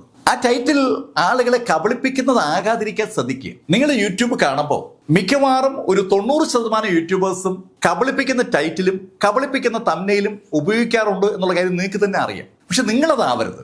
സത്യസന്ധമായ ടൈറ്റിലും സത്യസന്ധമായ തംബ്നെയിലും നിങ്ങൾക്കും ആകാം. എൻ്റെ വീഡിയോസിൽ 99.99% വീഡിയോയ്ക്ക് അകത്തുള്ള കാര്യം പുറത്ത് മനസ്സിലാക്കുന്ന ശൈലിയുള്ള തംബ്നെയിലും അതുപോലെ ടൈറ്റിലുമേ ഞാൻ ഉപയോഗിക്കാറുള്ളൂ. അത് നമ്മൾ സ്വയം പാലിക്കേണ്ട ഒരു സത്യസന്ധതയാണ്. അത് നമ്മുടെ ഐഡന്റിറ്റിയുടെ ഭാഗമാണ്. കള്ളം പറഞ്ഞ ആളുകളെ നിങ്ങൾക്ക് നിങ്ങളുടെ കൂട്ടത്തിൽ കൂട്ടാൻ പറ്റും, പക്ഷേ നിലനിർത്താൻ പറ്റില്ല. നിങ്ങൾക്ക് പലപ്പോഴും പല വീഡിയോസും നിങ്ങളുടെ മുന്നിൽ യൂട്യൂബ് എത്തിക്കും. ആ എത്തിക്കപ്പെടുന്ന വീഡിയോ നിങ്ങൾ കണ്ടതിന് ശേഷം ആ ചാനലിൽ നോക്കുമ്പോൾ ഇഷ്ടംപോലെ വ്യൂസ് ഒക്കെ കാണാം. കാലം കുറെ കഴിഞ്ഞതിന് ശേഷം അതേ ചാനൽ നിങ്ങൾ മടങ്ങി വരുമ്പോൾ നിങ്ങൾ ചിലപ്പോൾ ഞെട്ടിപ്പോവും. അവിടെ പൂച്ച കിടന്നിടത്ത് പൂട പോലും ഇല്ല എന്ന് പറയും പോലെ ആരും കാണത്തില്ല. വളരെ കുറച്ച് ആളുകളെ കാണത്തുള്ളൂ. എന്തേ കാരണം? ആളുകളെ കബളിപ്പിക്കുന്നതുകൊണ്ടാണ്. നിങ്ങൾ ബിൽഡ് ചെയ്യാൻ ഉദ്ദേശിക്കുന്നത് ആക്ച്വലി നിങ്ങളുടെ ജീവിതമാണ്. ഒരു സംരംഭത്തിലൂടെ നിങ്ങളുടെ ജീവിതമാണ് നിങ്ങൾ ബിൽഡ് ചെയ്യാൻ ഉദ്ദേശിക്കുന്നതെങ്കിൽ കള്ളം പറഞ്ഞ് ജീവിതം ബിൽഡ് ചെയ്താൽ ഒരാളും ഒരിടത്ത് എത്തത്തില്ല എന്നുള്ള കാര്യം നിങ്ങൾക്ക് തന്നെ അറിയാം. അപ്പോൾ അതുകൊണ്ട് തന്നെ ശരിയായ രീതിയിൽ കാര്യങ്ങൾ പറയുക. കറക്റ്റ് ഹെഡിങ്, അതുപോലെ കറക്റ്റ് ഡിസ്ക്രിപ്ഷൻ, അതേപോലെ തന്നെ കറക്റ്റ് ആയിട്ടുള്ള ടാഗ് ലൈൻ. പക്ഷെ ഇത് ചെയ്യുമ്പോൾ ഒരു കാര്യം എപ്പോഴും ശ്രദ്ധിക്കുക. ഈ യൂട്യൂബിന് കുറെ കമ്മ്യൂണിറ്റി ഗൈഡ് ലൈനുകളുണ്ട്. ആ ഗൈഡ് ലൈനുകളിൽ ഒന്ന്, ഒരു കാരണവശാലും ആത്മഹത്യയെ അവർ പ്രോത്സാഹിപ്പിക്കില്ല എന്നുള്ളതാണ്. സൂയിസൈഡ് എന്ന വേർഡ് തന്നെ കഴിവതും ഉപയോഗിക്കാതിരിക്കാൻ നിങ്ങൾ ശ്രദ്ധിക്കുക. ലോകത്തെ ഏറ്റവും വലിയ യൂട്യൂബർമാരിൽ ഒരാളായിരുന്നു ലോഗൻ പോൾ. ഇപ്പോഴും അങ്ങനെയൊക്കെയാണ്. ഇപ്പോൾ ലോഗൻ പോൾ വർഷത്തിൽ 1-2 വീഡിയോ ഒക്കെ ചെയ്യും. പക്ഷേ 2018, 19, 20 വർഷങ്ങളിൽ ലോഗൻ പോൾ ശരിക്കും സജീവമായി നിന്ന കാലഘട്ടമാണ്. ആ സമയത്ത് ഒരു വീഡിയോയിൽ ജപ്പാനിൽ ആളുകൾ ആത്മഹത്യ ചെയ്യാനായി പോകുന്ന ഒരു വനത്തെക്കുറിച്ച് ലോഗൻ പോൾ സൂചിപ്പിച്ചിരുന്നു. ആ വനം ഏതാണെന്നും ആളുകൾ അവിടെ തൂങ്ങി നിൽക്കുന്ന ചിത്രങ്ങളൊക്കെ കാണിച്ചുകൊണ്ടാണ് അയാൾ ആ വീഡിയോ ചെയ്തത്. ആ വീഡിയോ വൈറലായി. പക്ഷേ യൂട്യൂബ് ലോഗൻ പോളിനെ ബാൻ ചെയ്യാൻ നിർബന്ധിതനായി. അവരുടെ എത്തിക്സിന്, അവരുടെ ഗൈഡ് ലൈൻസിന് എതിരായിട്ടുള്ള ഒരു സമീപനമാണ് ലോഗൻ പോളിന്റെ ഭാഗത്തുനിന്നുണ്ടായത്.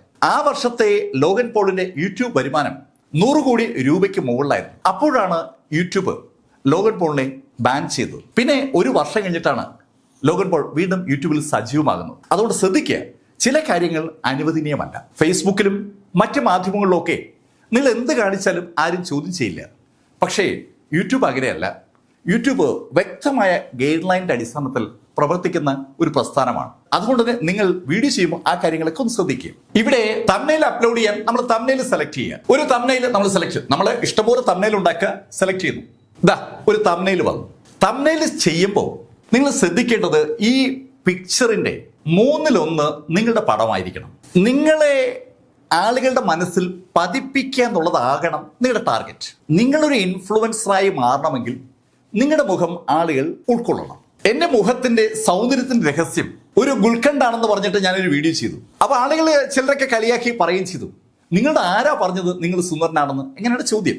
നമ്മളെല്ലാവരും സുന്ദരന്മാരും സുന്ദരിമാരാണ്. മറ്റാരും പറഞ്ഞില്ലെങ്കിലും നമ്മൾ സ്വയം പറയണ്ടേ. നമ്മൾ അങ്ങനെ വിശ്വസിച്ചേ പറ്റൂ. നമ്മൾ സുന്ദരനാണോ സുന്ദരിയാണോ എന്നുള്ളതല്ല, നമ്മളെങ്കിലും അത് വിശ്വസിക്കണം.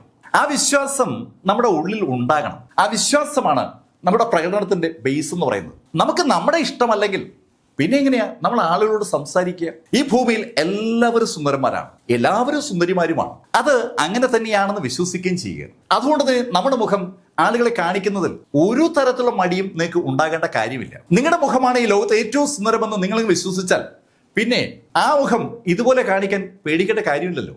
അപ്പൊ 1/3 മുഖം. പിന്നീട് ഒരു പിക്ചർ ബാക്കിലും മുമ്പിൽ ഒരു ടെക്സ്റ്റും വരിക എന്നുള്ളതാണ് തംബ്നെയിലിന്റെ ഒരു ആവശ്യം എന്ന് പറയുന്നത്. തംബ്നെയിലിലെ അക്ഷരങ്ങൾക്ക് ഒരു കോമ്പിനേഷൻ ഉണ്ട്, ഒരു കളർ കോമ്പിനേഷൻ. ഏത് ബാക്ക്ഗ്രൗണ്ടിൽ ഏത് അക്ഷരമാണെങ്കിൽ ആളുകളുടെ കണ്ണിൽ പെടും എന്നുള്ള കാര്യം നിങ്ങൾ തംബ്നെയിലുകളിലൂടെ കടന്നുപോയാൽ സ്വയം പഠിക്കും. ചുവപ്പും വെള്ള ഒരു കോമ്പിനേഷനാണ്, കറുപ്പും വെള്ള ഒരു കോമ്പിനേഷനാണ്, മഞ്ഞയും കറുപ്പും ഒരു കോമ്പിനേഷനാണ്. അങ്ങനെ അനവധി കോമ്പിനേഷൻ ഉണ്ട്. ഏത് ബാക്ക്ഗ്രൗണ്ടിൽ ഏത് അക്ഷരം അത് പഠിച്ചെടുക്കുക തന്നെ വേണം. വലിയ കാര്യമൊന്നുമല്ല, നിങ്ങൾക്ക് അറിയാം, അത് എളുപ്പം പഠിക്കാൻ പറ്റും. ശരിക്കും മൊബൈലിലാണെങ്കിലും അതുപോലെ സിസ്റ്റത്തിലാണെങ്കിലും ഇഷ്ടംപോലെ ഫോണ്ടുകൾ കിട്ടും. അക്ഷരങ്ങൾ നല്ല ഭംഗിയുള്ളതായിരിക്കുന്നതാണ് നല്ലത്. ശ്രദ്ധിക്കേണ്ട ഒരു കാര്യം, ഈ തംബ്നെയിലിനകത്ത് ഒരുപാട് സാധനം കൊണ്ട് കുത്തി നിറയ്ക്കരുത്. തംബ്നെയിൽ ചുരുക്കം വാക്കുകൾ കൊണ്ട് ആളുകളുടെ മനസ്സിൽ കയറുന്നതാകണം. തംബ്നെയിൽ ഉണ്ടാക്കാൻ വേണ്ടി നിങ്ങൾ ഒത്തിരി മെനക്കെട്ടാലും കുഴപ്പമൊന്നുമില്ല. വീഡിയോ ഉണ്ടാക്കുന്ന അത്രയും സമയം തംബ്നെയിൽ ഉണ്ടാക്കാൻ മെനക്കെടുന്നത് നല്ലതാണ്. ലോകത്തെ ഏറ്റവും വലിയ യൂട്യൂബർ മിസ്റ്റർ ബീസ്റ്റാണ്. മിസ്റ്റർ ബീസ്റ്റ് യഥാർത്ഥത്തിൽ ഇന്ന് സിനിമാ താരങ്ങളെക്കാൾ റവന്യൂ എയിൻ ചെയ്യുന്ന ആളാണ്. ലോകത്ത് സിനിമയിലൂടെ അഭിനയിച്ച് നടനോ നടിയോ ആയിട്ടുള്ള ആരെങ്കിലും ഉണ്ടാക്കിയിട്ടുള്ളതിനേക്കാളേറെ കാശ് യൂട്യൂബ് വീഡിയോയിലൂടെ മാത്രം മിസ്റ്റർ ബീസ്റ്റ് ഉണ്ടാക്കിയിട്ടുണ്ട്. ലോകത്ത് ഇപ്പോൾ ഏറ്റവും ട്രെൻഡിങ് ഏത് എന്റർടൈൻമെന്റ് ഇൻഡസ്ട്രി ആണെന്ന് ചോദിച്ചാൽ അത് യൂട്യൂബ് ഇൻഡസ്ട്രിയാണ്. US-ലെ യൂട്യൂബ് ഇൻഡസ്ട്രിയുടെ പ്രത്യേകത, അവരാരും തന്നെ അവിടുത്തെ സിനിമകളുടെ പുറകിലോ സിനിമാ താരങ്ങളുടെ പുറകിലോ പോകുന്നില്ല എന്നുള്ളതാണ്. നമ്മുടെ മലയാളം യൂട്യൂബ് ഇൻഡസ്ട്രി ഇപ്പോഴും ശൈശവത്തിലാണ്. നിങ്ങൾ യൂട്യൂബ് ചാനലുകൾ ശ്രദ്ധിച്ചാൽ പലതും സിനിമകളുമായി കണക്റ്റഡ് ആണ്. സിനിമാ താരങ്ങളെ ദൈവങ്ങളെ പോലെ എടുത്ത് ആരാധിക്കുന്ന ഒരു മൈൻഡ് സെറ്റിൽ നമ്മൾ നിൽക്കുന്നതേ ഉള്ളൂ. അവരെ വലിച്ചെറിഞ്ഞിട്ട് യൂട്യൂബ് ചെയ്യുന്ന ആളുകളിലേക്ക് ഇറങ്ങാനുള്ള സമയം ഇവിടെ ആയി വരികയാണ്. അമേരിക്കയിൽ യൂട്യൂബേഴ്സിന്റെ വീഡിയോസിൽ യൂട്യൂബേഴ്സ് തന്നെയാണ് കഥാപാത്രങ്ങൾ. യൂട്യൂബേഴ്സിന്റെ ആ വീഡിയോക്കുള്ളിലേക്ക് കയറിപ്പറ്റാനായി ശ്രമിക്കുന്ന സിനിമാ താരങ്ങളാണ് ഇപ്പോൾ അവിടെ ഉള്ളത്. സിനിമാ താരങ്ങൾ യൂട്യൂബ് ചെയ്യുന്ന ആളുകളുടെ അടുത്ത് വന്നിരുന്ന് എങ്ങനെയെങ്കിലും അവിടെ സിനിമ പ്രൊമോട്ട് ചെയ്യണം എന്ന് പറയുന്നതാണ് സാഹചര്യം. ഇവിടെ ഇപ്പോഴും ആ നടന്റെ ഭാര്യ അങ്ങനെ ചെയ്തു, ആ നടി ഇങ്ങനെ ചെയ്തു എന്നൊക്കെയുള്ള ഒരുപാട് വീഡിയോസ് ഇഷ്ടംപോലെ യൂട്യൂബിൽ കാണാം. ഒരു കാര്യവുമില്ലാത്ത അത്തരം വീഡിയോസ് പതുക്കെ പതുക്കെ അപ്രത്യക്ഷമാകും. നിങ്ങൾ അതിന്റെ പുറകെ പോകാനാണ് താല്പര്യപ്പെടുന്നതെങ്കിൽ അധികം ഓട്ടം നിങ്ങൾക്ക് ഉണ്ടാകില്ല എന്ന് മുൻകൂട്ടി പറയാൻ വേണ്ടിയാണ് ഞാനിതൊക്കെ പറയുന്നത്. തംബ്നെയിലും ആയിക്കഴിഞ്ഞാൽ നമ്മൾ അപ്ലോഡ് ചെയ്തിരുന്നു, അപ്ലോഡ് കംപ്ലീറ്റ് ആയി കഴിഞ്ഞാൽ നമുക്ക് ഇവിടെ മോണിറ്റൈസേഷൻ എന്നൊരു വകുപ്പുണ്ട്. ഈ ചാനൽ മോണിറ്റൈസ്ഡ് ചാനലാണ്, അതുകൊണ്ടാണ് ആ മോണിറ്റൈസേഷൻ അവിടെ വരുന്നത്. യൂട്യൂബിന് മോണിറ്റൈസേഷൻ പോളിസി ഉണ്ട്. യൂട്യൂബ് അവരുടെ പ്ലാറ്റ്ഫോമിൽ ഇടുന്ന എല്ലാ വീഡിയോയിലും അവരുമായി കണക്ട് ചെയ്ത് നിൽക്കുന്ന ആളുകളുടെ പരസ്യങ്ങളിടും. ആ പരസ്യത്തിൽ നിന്ന് യൂട്യൂബിന് വരുമാനം കിട്ടും. യൂട്യൂബിന് കിട്ടുന്ന വരുമാനം യൂട്യൂബ് അവരുടെ പാർട്ട്നേഴ്സുമായി പങ്കുവെക്കുന്ന പ്രക്രിയയ്ക്കാണ് മോണിറ്റൈസേഷൻ എന്ന് അവർ വിളിക്കുക. അതെ, യൂട്യൂബ് നമ്മളെ അവരെ പാർട്ട്ണർ ആക്കുകയാണ് ചെയ്യുന്നത്. നമ്മൾ ഏതെങ്കിലും സ്ഥാപനത്തിലെ പാർട്ട്ണർ ആകണമെങ്കിൽ സ്വാഭാവികമായിട്ടും അങ്ങനെ എളുപ്പമാകാൻ പറ്റില്ലല്ലോ. നമ്മളൊരു കടയുടെ പാർട്ട്ണർ ആകണമെങ്കിൽ നമ്മൾ ആ കടയിൽ കുറെ ഇൻവെസ്റ്റ്മെന്റ് ഒക്കെ നടത്തണം അല്ലേ? ഏത് സ്ഥാപനത്തിൽ പാർട്ട്ണർ ആകണമെങ്കിലും അതിന് ചില മാനദണ്ഡങ്ങളുണ്ട്. ഇവിടെ പാർട്ട്ണർ ആകാൻ യൂട്യൂബ് വെച്ചിരിക്കുന്നത് രസകരമായ ചില മാനദണ്ഡങ്ങളാണ്. നമ്മുടെ വീഡിയോ ഒരു വർഷത്തിനുള്ളിൽ 4000 മണിക്കൂർ വാച്ച് ടൈം ഉണ്ടാക്കിയിട്ടുണ്ടെങ്കിൽ നമ്മൾ മോണിറ്റൈസേഷന്റെ എലിജിബിലിറ്റിയിലെ ഒരു ക്രൈറ്റീരിയ പാലിക്കുന്നതാണ്. രണ്ടാമത്തെ ക്രൈറ്റീരിയ 1000 സബ്സ്ക്രൈബേഴ്സ് ആണ്. ഇത് രണ്ടും നമ്മൾ പാലിക്കുമ്പോൾ യൂട്യൂബ് നമ്മളെ മെയിൽ വഴി ഒരു കാര്യം അറിയിക്കും, നമ്മൾ അവരുടെ പാർട്ട്ണർ ആകാൻ യോഗ്യരായിരുന്നു. ചില ഡോക്യുമെന്റേഷൻ പരിപാടികൾ അതിന്റെ ഭാഗമായിട്ടുണ്ട്. അതൊക്കെ നമ്മൾ കംപ്ലീറ്റ് ചെയ്യുമ്പോൾ യൂട്യൂബ് നമ്മളെ അവരുടെ പാർട്ട്ണർ പാർട്ട്ണർ ആയി കഴിഞ്ഞാൽ നമ്മുടെ വീഡിയോയിൽ യൂട്യൂബ് ഇടുന്ന പരസ്യം വഴി അവർക്ക് ലഭിക്കുന്ന ഓരോ 100 രൂപയിൽ നിന്നും 55 രൂപ അവർ നമുക്ക് നൽകും. 45 രൂപ അവരുടെ ചാർജാണ്. അവരാണ് പരസ്യദാതാക്കളെ പിടിക്കുന്നത്, അവരാണ് ഈ പ്ലാറ്റ്ഫോം റൺ ചെയ്യുന്നത്, അവരാണ് സിസ്റ്റം മോണിറ്റർ ചെയ്യുന്നത്. എന്നിട്ടും അവർ 45 എടുക്കുന്നുള്ളൂ. അതിന്റെ അർത്ഥം വളരെ വ്യക്തമാണ്, അവർ പാർട്ട്നേഴ്സിന് വളരെയേറെ പ്രാധാന്യം കൊടുക്കുന്നു എന്നാണ്. നമുക്ക് മോണിറ്റൈസേഷനിൽ ഒന്ന് ക്ലിക്ക് ചെയ്യാം. മോണിറ്റൈസേഷനിൽ ക്ലിക്ക് ചെയ്യുമ്പോൾ ഇതുപോലെ ഒരു ഓപ്ഷൻ വരും, സെലക്ട് എന്നൊരു ഓപ്ഷൻ വരും. ഓൺ നമ്മൾ കൊടുക്കണം, ഡൺ കൊടുക്കണം. അങ്ങനെ കൊടുക്കുമ്പോൾ അടുത്ത പേജ് വരുന്ന റിവ്യൂ പ്ലേസ്മെന്റ് എന്നാണ്. നമ്മുടെ വീഡിയോയുടെ ദൈർഘ്യം കണക്കാക്കി ആ സംഭവങ്ങളൊക്കെ വരും. ഇപ്പൊ ഈ വീഡിയോ 32 മിനിറ്റ് ഉള്ള ഒരു വീഡിയോ ആണ് ഞാൻ അപ്പ് ചെയ്തത്. ആ 32 മിനിറ്റിനകത്ത് എത്ര പരസ്യം വേണമെങ്കിലും നമുക്ക് വയ്ക്കാം. ഞാൻ സാധാരണഗതിയിൽ എംലൈഫിലാണെങ്കിൽ ഓരോ 6 മിനിറ്റ് കൂടുമ്പോഴും ഒരു പരസ്യം വെക്കും. VS ചന്ദ്രമോഹനൻ ചാനലിലാണെങ്കിൽ 7 മിനിറ്റ് കണക്കാക്കി ഒരു പരസ്യം വെക്കും. പരസ്യം വെക്കാനായിട്ട് ആഡ് ബ്രേക്ക് എന്നുള്ള ഇതുണ്ട്. ആഡ് ഏതൊക്കെ ബ്രേക്കുകൾ വെക്കണം എന്നുള്ളതാണ്. നമ്മൾ എവിടെയൊക്കെ പരസ്യം വെക്കണോ അവിടെയൊക്കെ നമുക്ക് വെക്കാം. ആ വെച്ച സ്ഥലത്തുള്ള പരസ്യങ്ങളെല്ലാം കാണിക്കണമോ വേണ്ടയോ എന്ന് യൂട്യൂബ് തീരുമാനിക്കുന്നത്. അത് യൂട്യൂബിന് ഒരു ബോട്ട് സംവിധാനമുണ്ട്. നമ്മുടെ വീഡിയോയിൽ പരസ്യം ആരുടേത് വേണം, ഏതൊക്കെ വേണം എന്നൊക്കെ തീരുമാനിക്കുന്ന ആ സിസ്റ്റം ശരിക്കും ഓട്ടോമാറ്റഡ് ആണ്. എന്തായാലും പരസ്യം കൂടുതൽ ഉണ്ടെങ്കിൽ കൂടുതൽ റവന്യൂവിന് സാധ്യതയുണ്ട്. പരസ്യമൊക്കെ വെച്ചതിന് ശേഷം നമ്മൾ അടുത്തതായിട്ട് കണ്ടിന്യൂ കൊടുത്തു കഴിഞ്ഞാൽ ആഡ് സ്യൂട്ടബിലിറ്റി എന്നുള്ള ഒരു വേർഡ് വരും. അതിൽ ക്ലിക്ക് ചെയ്യാം. ആഡ് സ്യൂട്ടബിലിറ്റിയിൽ ആദ്യം കാണുക ഇൻ അപ്രോപ്രിയേറ്റ് ലാംഗ്വേജ് എന്നുള്ളതാണ്. വീഡിയോയിൽ നമ്മൾ ഉപയോഗിച്ചിരിക്കുന്ന ഭാഷ യൂട്യൂബിലെ വീഡിയോ കാണുന്ന ആളുകൾക്ക് അനുയോജ്യമായ ഭാഷയാണോ എന്നതാണ് ചോദ്യം. കുറെ പച്ചത്തെറി അങ്ങ് വിളിച്ചിട്ട് ഒരു വീഡിയോ അപ്പ് ചെയ്തിട്ട് നമ്മൾ പറയണം ഇത് അപ്രോപ്രിയേറ്റ് ലാംഗ്വേജ് ആണെന്ന് പറഞ്ഞാൽ അത് ശരിയാവോ? അനുയോജ്യമായ ലാംഗ്വേജ് ആണോ അല്ലെന്ന് നമുക്ക് തന്നെ അറിയാം. അപ്പൊ അത് പറ്റില്ല, ഇൻഅപ്രോപ്രിയേറ്റ് ആണ്. അതുപോലെ രണ്ടാമത് അഡൽട്ട് കണ്ടന്റ്. അത് അങ്ങനെയാണെങ്കിൽ അത് നമ്മൾ പറയണം. എന്തിനാന്ന് ചോദിച്ചാൽ പരസ്യം നൽകുന്ന ആളുകൾക്ക് അവരുടെ പരസ്യം എവിടെ കാണിക്കണമെന്ന് വ്യക്തമായ ആഗ്രഹം ഉണ്ടാവും. ചില കമ്പനികൾ അവരുടെ പരസ്യം അൺവാണ്ടഡ് ആയിട്ടുള്ള ഒരു പ്ലേസിലും കാണിക്കാൻ സമ്മതിക്കത്തില്ല. കേരളത്തിൽ ഭീമ അക്കാര്യത്തിൽ വളരെ നിർബന്ധ ബുദ്ധിയുള്ള ഒരു സ്ഥാപനമാണ്. ഒരു മോശം വീഡിയോയിലും അവരുടെ പരസ്യം വരരുതെന്ന് അവർക്ക് നിർബന്ധമുണ്ട്. അങ്ങനെയുള്ള 100,000 കമ്പനികളുണ്ട്. ആ കമ്പനികൾ അക്കാര്യം യൂട്യൂബിനെ കൃത്യമായി അറിയിച്ചിരിക്കും. അഡൽട്ട് കണ്ടന്റുമായി ബന്ധപ്പെട്ട് ഞങ്ങളുടെ പരസ്യം കാണിക്കേ വേണ്ട എന്ന് തീരുമാനിച്ചിരിക്കുന്ന ഒരുപാട് സ്ഥാപനങ്ങൾ ഉണ്ടാവും. എന്നാൽ അഡൽട്ട് അല്ല എന്തിനും കാണിച്ചു എന്ന് പറയുന്ന സ്ഥാപനം ഉണ്ടാവും. നമ്മളത് കറക്റ്റായി ടിക്ക് ചെയ്താലേ അതിനനുസരിച്ചുള്ള പരസ്യം വരത്തുള്ളൂ. അപ്പൊ സ്വാഭാവികമായും ഇത് ശ്രദ്ധിക്കണം. അടുത്തത് വയലൻസ് പ്രൊമോട്ട് ചെയ്യാൻ യൂട്യൂബിന് ഒട്ടും താല്പര്യമില്ല. വയലൻസ് ഉണ്ടെങ്കിൽ അവര് മോണിറ്റൈസ് ചെയ്യില്ല എന്നർത്ഥം. നിങ്ങളുടെ വീഡിയോ അവര് അപ്പ് ചെയ്യാൻ സമ്മതിക്കും, പക്ഷെ പരസ്യം തരത്തില്ല. അടുത്തത് ഷോക്കിംഗ് കണ്ടന്റ് ആണ്. ചില വീഡിയോ ഞാൻ നേരത്തെ പറഞ്ഞ പോലെ സൂയിസൈഡ് ഒക്കെ നടത്തിയ സംഭവങ്ങൾ ഹൈലൈറ്റ് ചെയ്ത് പറയുന്നതാണെങ്കിൽ അത് അനുവദനീയമല്ല. അതിലൊന്നും പരസ്യം ഇടാൻ ഈ ഭൂമിയിൽ ഒരാളും തയ്യാറാകത്തില്ല. ഇപ്പോ സൂയിസൈഡ് ബന്ധപ്പെട്ട വിഷയങ്ങൾ നമ്മൾ ചെയ്യാറുണ്ട്, പക്ഷെ അവിടെ നമ്മൾ ആരും തന്നെ ആത്മഹത്യ ചെയ്ത സംഭവം അത് നന്നായി എന്ന ശൈലിയിലല്ല പറയുക. ഒരു ന്യൂസ് വാല്യൂവിന്റെ അടിസ്ഥാനത്തിൽ ചില കാര്യങ്ങൾ റിപ്പോർട്ട് ചെയ്യാറേ ഉള്ളൂ. അത് ശ്രദ്ധിക്കേണ്ട വസ്തുതയാണ്. അടുത്തത് ഹാംഫുൾ ആയിട്ടുള്ള ആക്സും അൺറിലയബിൾ ആയിട്ടുള്ള ക്ലെയിംസും. ശരിക്കും അൺറിലയബിൾ ആയിട്ടുള്ള ക്ലെയിംസ് ചിലരെങ്കിലും അവരുടെ വീഡിയോയിൽ നടത്താറുണ്ട്. ഒരു അടിസ്ഥാനമില്ലാത്ത കാര്യങ്ങളായിരിക്കും പറയുക. ഇന്നയാളുടെ അച്ഛൻ ഇന്നയാളാണ്, മറ്റേ ആളല്ല എന്നൊക്കെ പറഞ്ഞാൽ അതൊക്കെ എന്ത് അടിസ്ഥാനമാണ് ഉള്ളത്? അങ്ങനെയുള്ള വീഡിയോസ് പലപ്പോഴും കാണാറുണ്ട്, പ്രത്യേകിച്ചും ചില രാഷ്ട്രീയ നേതാക്കളുമായി കണക്ട് ചെയ്തുകൊണ്ട്. അതൊന്നും അനുവദനീയമല്ല, ഹാംഫുൾ ആയിട്ടുള്ള. അതുകൊണ്ട് ഒരുപാട് ദ്രോഹകരമായിട്ടുള്ള സംഭവങ്ങൾ ഉണ്ടാകുമ്പോൾ യൂട്യൂബ് അതൊക്കെ ബാൻ ചെയ്യും. നമുക്കറിയാം മുനമ്പം വിഷയം, വഖഫ് ബോർഡും അവിടെയുള്ള താമസക്കാരും ഒക്കെ ഒരു വിഷയത്തിന്റെ രണ്ട് ഭാഗത്ത് നിൽക്കുന്ന ആളുകളാണ്. അതിനെ ഹൈലൈറ്റ് ചെയ്തിട്ട് അത് ശരി, ഇത് ശരി, അത് ശരിയല്ല, ഇത് ശരിയല്ല എന്നൊക്കെ ശൈലി പറയുമ്പോൾ വികാരം ആളിക്കെത്തിക്കാൻ കഴിയുന്ന ശൈലിയിലേക്ക് തന്നെ കൊണ്ടുവരാൻ പറ്റും. അങ്ങനെ ചെയ്യുന്നതും അനുവദനീയമല്ല. അതുപോലെ ഡ്രഗ്, മയക്കുമരുന്നുമായി ബന്ധപ്പെട്ട ഒരു തരത്തിലുള്ള ആക്ടിവിറ്റീസിനെയും പ്രൊമോട്ട് ചെയ്യാൻ യൂട്യൂബ് ഒരുക്കമല്ല. അതുകൊണ്ട് തന്നെ അത്തരം കാര്യങ്ങൾ പ്രൊമോട്ട് ചെയ്യാനാണ് നിങ്ങൾ ചാനൽ തുടങ്ങുന്നതെങ്കിൽ അത് നടക്കത്തില്ല. അതുപോലെ തന്നെ സത്യസന്ധമല്ലാത്ത ബിഹേവിയർ ആണ് നിങ്ങളുടെ ഭാഗത്തെങ്കിലും, അല്ലെങ്കിൽ സത്യസന്ധമല്ലാത്ത ബിഹേവിയർ പ്രൊമോട്ട് ചെയ്യാൻ വേണ്ടിയാണ് വീഡിയോ നിങ്ങൾ അപ്പ് ചെയ്യുന്നെങ്കിലും അതും പരസ്യദാതാക്കൾക്ക് ഇഷ്ടപ്പെടത്തില്ല. ഇങ്ങനെ പല കാര്യങ്ങളുണ്ട്. ആയുധ വിൽപ്പനയും തുടങ്ങിയൊക്കെ ഇതിന്റെ ഭാഗമാണ്. ഞാൻ ഈ പറഞ്ഞ കാര്യങ്ങളൊക്കെ കണക്ട് ചെയ്തുകൊണ്ട് വീഡിയോസ് നിങ്ങൾക്ക് ചിലപ്പോൾ യൂട്യൂബിൽ കണ്ടേക്കും, പക്ഷെ അതിലൊന്നിലും പരസ്യം ഉണ്ടാവില്ല. പരസ്യദാതാക്കൾക്ക് അതൊന്നും അനുവദിക്കാൻ പറ്റാത്തത് കൊണ്ട് അവരാരും തന്നെ അത്തരം വീഡിയോയ്ക്ക് പരസ്യം നൽകത്തില്ല. ഇതൊന്നും നമ്മുടെ വീഡിയോയിൽ ഇല്ല എന്ന് നമ്മൾ സർട്ടിഫൈ ചെയ്യണം. None of the above. ഈ പറഞ്ഞ ഏതെങ്കിലും ഉണ്ടെങ്കിൽ പരസ്യം കിട്ടില്ല എന്നർത്ഥം. അത്രയും ആയിക്കഴിഞ്ഞാൽ നമുക്കിവിടെ സബ്മിറ്റ് റേറ്റിംഗ് കൊടുക്കാൻ പറ്റും. അപ്പൊ ഇവിടെ എഴുതി കാണിക്കുക your rating accuracy is high എന്ന് പറഞ്ഞാൽ ഞാൻ നേരത്തെ റേറ്റ് ചെയ്തല്ലോ, ഈ പറഞ്ഞ കാര്യങ്ങളൊന്നും ഇല്ല, എന്റെ വീഡിയോ വളരെ നല്ല വീഡിയോ ആണെന്നൊക്കെ പറഞ്ഞല്ലേ ഞാൻ സബ്മിറ്റ് ചെയ്തത്. ആ പറയുന്ന കാര്യം 100% ശരിയാണെന്ന് യൂട്യൂബ് അവരുടെ ബോട്ടുകൾ ഉപയോഗിച്ചും മാനുവൽ വിലയിരുത്തൽ ഉപയോഗിച്ചും വിലയിരുത്തിന്റെ ഫലമായിട്ട് ബോധ്യപ്പെട്ടുള്ള കാര്യമാണ്. എന്റെ കണ്ടന്റിൽ ഞാൻ പറഞ്ഞ കാര്യങ്ങളൊക്കെ 100% സത്യമാണെന്ന് അവർക്ക് ബോധ്യപ്പെട്ടത് കൊണ്ടാണ് അവർ പറയുന്നത് നിങ്ങളുടെ വിലയിരുത്തൽ ശരിക്കും ആക്യുറേറ്റ് ആണ്, ഹൈലി ആക്യുറേറ്റ് എന്നാണ് അവർ ഉപയോഗിച്ചിരിക്കുന്ന വേർഡ്. ചില സമയത്ത് നമ്മൾ പറയുന്ന കാര്യങ്ങൾ ശരിയാവാതെ വരുമ്പോൾ പതുക്കെ ആ റേറ്റിംഗ് താഴോട്ട് വരും. റേറ്റിംഗ് ഓക്കെ ആണെങ്കിൽ അതിന്റെ ഗുണം എന്ന് പറയുന്നത് നമ്മൾ സബ്മിറ്റ് ചെയ്ത് ഏതാനും സെക്കൻഡുകൾക്കകം നമ്മുടെ വീഡിയോ പ്രദർശനത്തിന് റെഡിയാകുന്നതാണ്. നെക്സ്റ്റ് കൊടുത്തു കഴിഞ്ഞാൽ വീഡിയോ എലമെന്റ്സ് എന്നുള്ള കോളത്തിൽ വരും. അപ്പൊ ഇവിടെ വീഡിയോ എലമെന്റ്സിൽ 3-4 കാര്യങ്ങളുണ്ട്.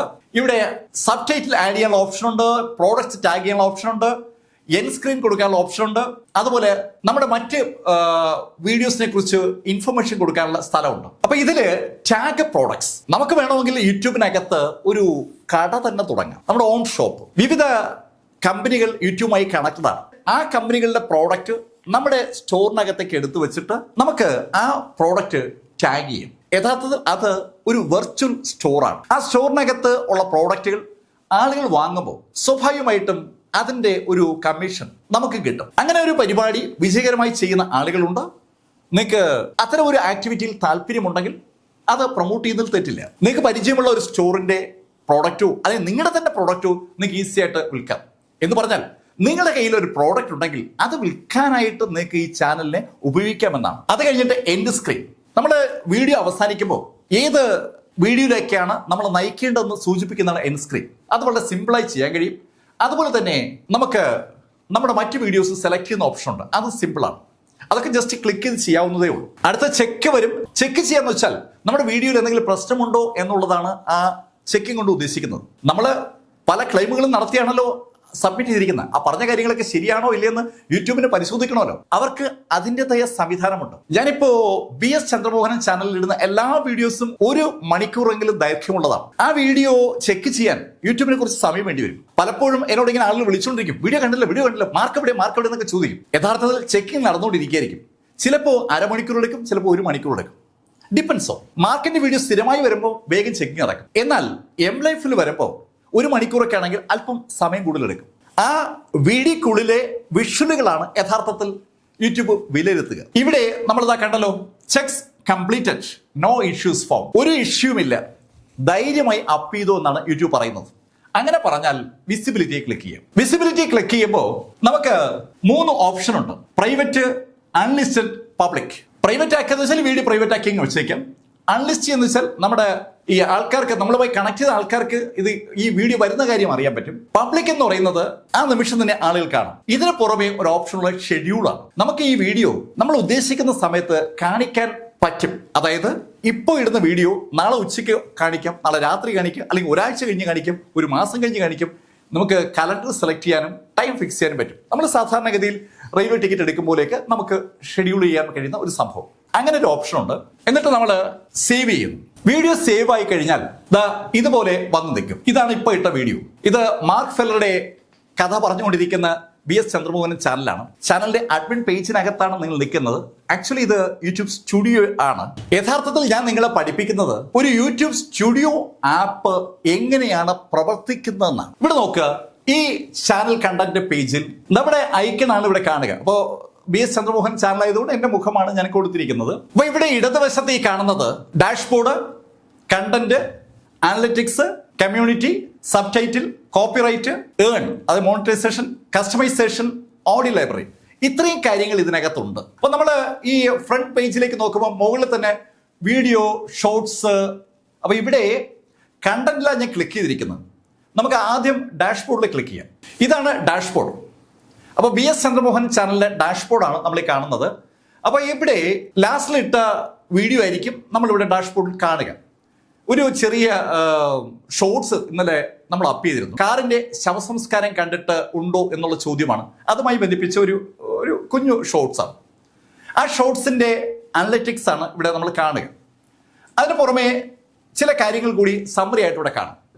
അപ്പോൾ നമുക്ക് എന്തെങ്കിലും അച്ചീവ്മെന്റുകൾ വന്നിട്ടുണ്ടെങ്കിൽ ആ കാര്യം അറിയിക്കും. ഇപ്പൊ ന്യൂ അച്ചീവ്മെന്റ്. അപ്പൊ അതിനകത്ത് യൂട്യൂബ് എന്നെ ഓർമ്മിപ്പിക്കണം, നിങ്ങളുടെ ചാനൽ തുടങ്ങിയിട്ട് 4 വർഷമായി, സോ ഹാപ്പി ബർത്ത്ഡേ എന്നാണ് പറഞ്ഞിരിക്കുന്നത്. അപ്പോൾ അതായത് BS ചന്ദ്രമോഹൻ ചാനലിന്റെ ബർത്ത്ഡേ അവർക്ക് അറിയാം. അത് അവർ നമ്മളെ ഓർമ്മിപ്പിക്കുന്നതാണ്. നിങ്ങൾ ഫേസ്ബുക്കിലേക്ക്, ഇൻസ്റ്റാഗ്രാമിലൊക്കെ ഈ കാര്യങ്ങൾ അറിയുന്നവരാണ്. നമ്മുടെ ബർത്ത്ഡേ നമ്മളെക്കാൾ നന്നായിട്ട് അവർക്ക് അറിയാവുന്നത്. അത് നമ്മളെ അറിയും. ചാനൽ അനലിറ്റിക്സുമായിട്ട് എത്ര സബ്സ്ക്രൈബേഴ്സ് ഉണ്ട് തുടങ്ങിയ കാര്യങ്ങളൊക്കെയാണ്. പിന്നെ നമുക്ക് ലഭിക്കുന്ന പൈസ, അതുപോലെ വാച്ച് ടൈം തുടങ്ങിയ കാര്യങ്ങളൊക്കെ കാണും. കുറച്ച് കാര്യങ്ങളൊക്കെ ഡാഷ്ബോർഡിൽ ഉണ്ടാവും. അതുപോലെ യൂട്യൂബ് നമ്മളുമായി കമ്മ്യൂണിക്കേറ്റ് ചെയ്തുകൊണ്ടിരിക്കുന്ന കാര്യങ്ങളുണ്ടാവും. യൂട്യൂബ് സ്റ്റുഡിയോയിലൂടെ ധാരാളം ഇൻഫർമേഷൻ നമ്മളിലേക്ക് വരും. അത് സ്ക്രീനിന്റെ ഇടതുവശത്ത് ഈ കാണുന്ന സംഭവങ്ങളായിട്ട് വരും.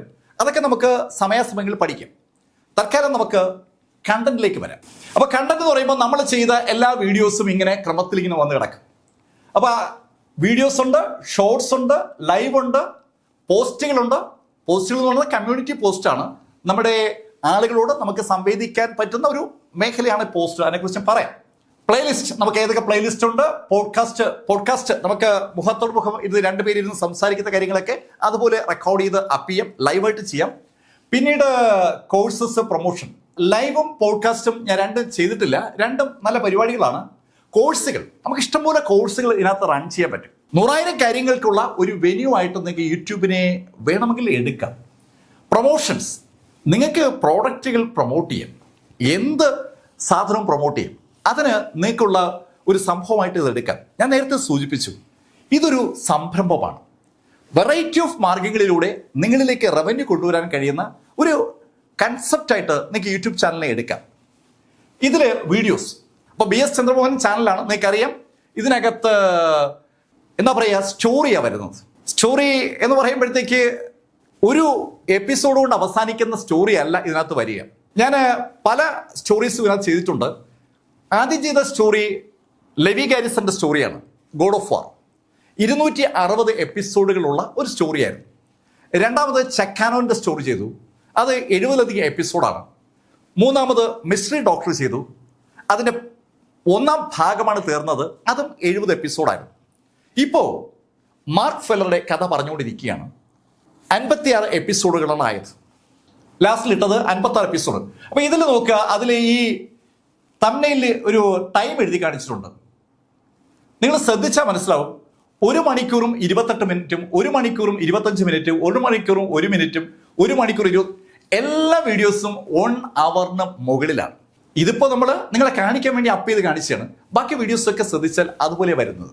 1 മണിക്കൂറിലധികം ദൈർഘ്യമുള്ള വീഡിയോസ് സാധാരണഗതിയിൽ മറ്റ് ചാനലുകളിൽ നിങ്ങൾക്ക് കണ്ട് പരിചയം ഉണ്ടാവില്ല. പക്ഷെ ഇവിടെ ഈ ചാനലിൽ അതേ കാണും. അപ്പൊ അതിന് സ്വാഭാവികമായിട്ടുള്ള വ്യൂസ് ഇവിടെയുണ്ട്. നമുക്കൊരു 10,000 ആളുകളുള്ള ഒരു ചാനൽ, 46,000 സബ്സ്ക്രൈബേഴ്സാണ് ഉള്ളത്. പക്ഷേ റെഗുലറായി എൻ്റെ വീഡിയോ കാണുന്ന ആളുകൾ 10,000ആണ്. അപ്പൊ നോക്കിയാൽ അറിയാം. ലാസ്റ്റ് വീഡിയോ 10,000, അതിന് മുകളിൽ 12,000, 10,000, 11,000, ഇതെല്ലാം 10,000-ന് മുകളിലോട്ട് വ്യൂസ് ഉണ്ടാവും. 10,000-നും 15,000-നും ഇടയിൽ അല്ലെങ്കിൽ 20,000-നും ഇടയിലായിരിക്കും വ്യൂസ്. എന്തായാലും ആവറേജ് 10,000-ആണ്. 10,000 വ്യൂസ് ഉറപ്പായി വരും. തിങ്കൾ, ബുധൻ, വെള്ളി ദിവസങ്ങളിലാണല്ലോ ഞാൻ ഈ വീഡിയോ അപ്പ് ചെയ്യുന്നത്.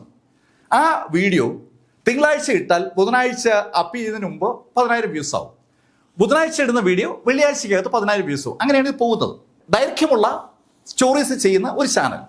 ഇവിടെ കണ്ടന്റ് പേജിൽ നിങ്ങൾ ചില കാര്യങ്ങളൊക്കെ കണ്ടു. ഇവിടെ തംബ്നെയിലുകൾ കണ്ടു, പിന്നെ ഈ തംബ്നെയിലുമായി ബന്ധിപ്പിച്ചുള്ള ഹെഡിങ് കണ്ടു.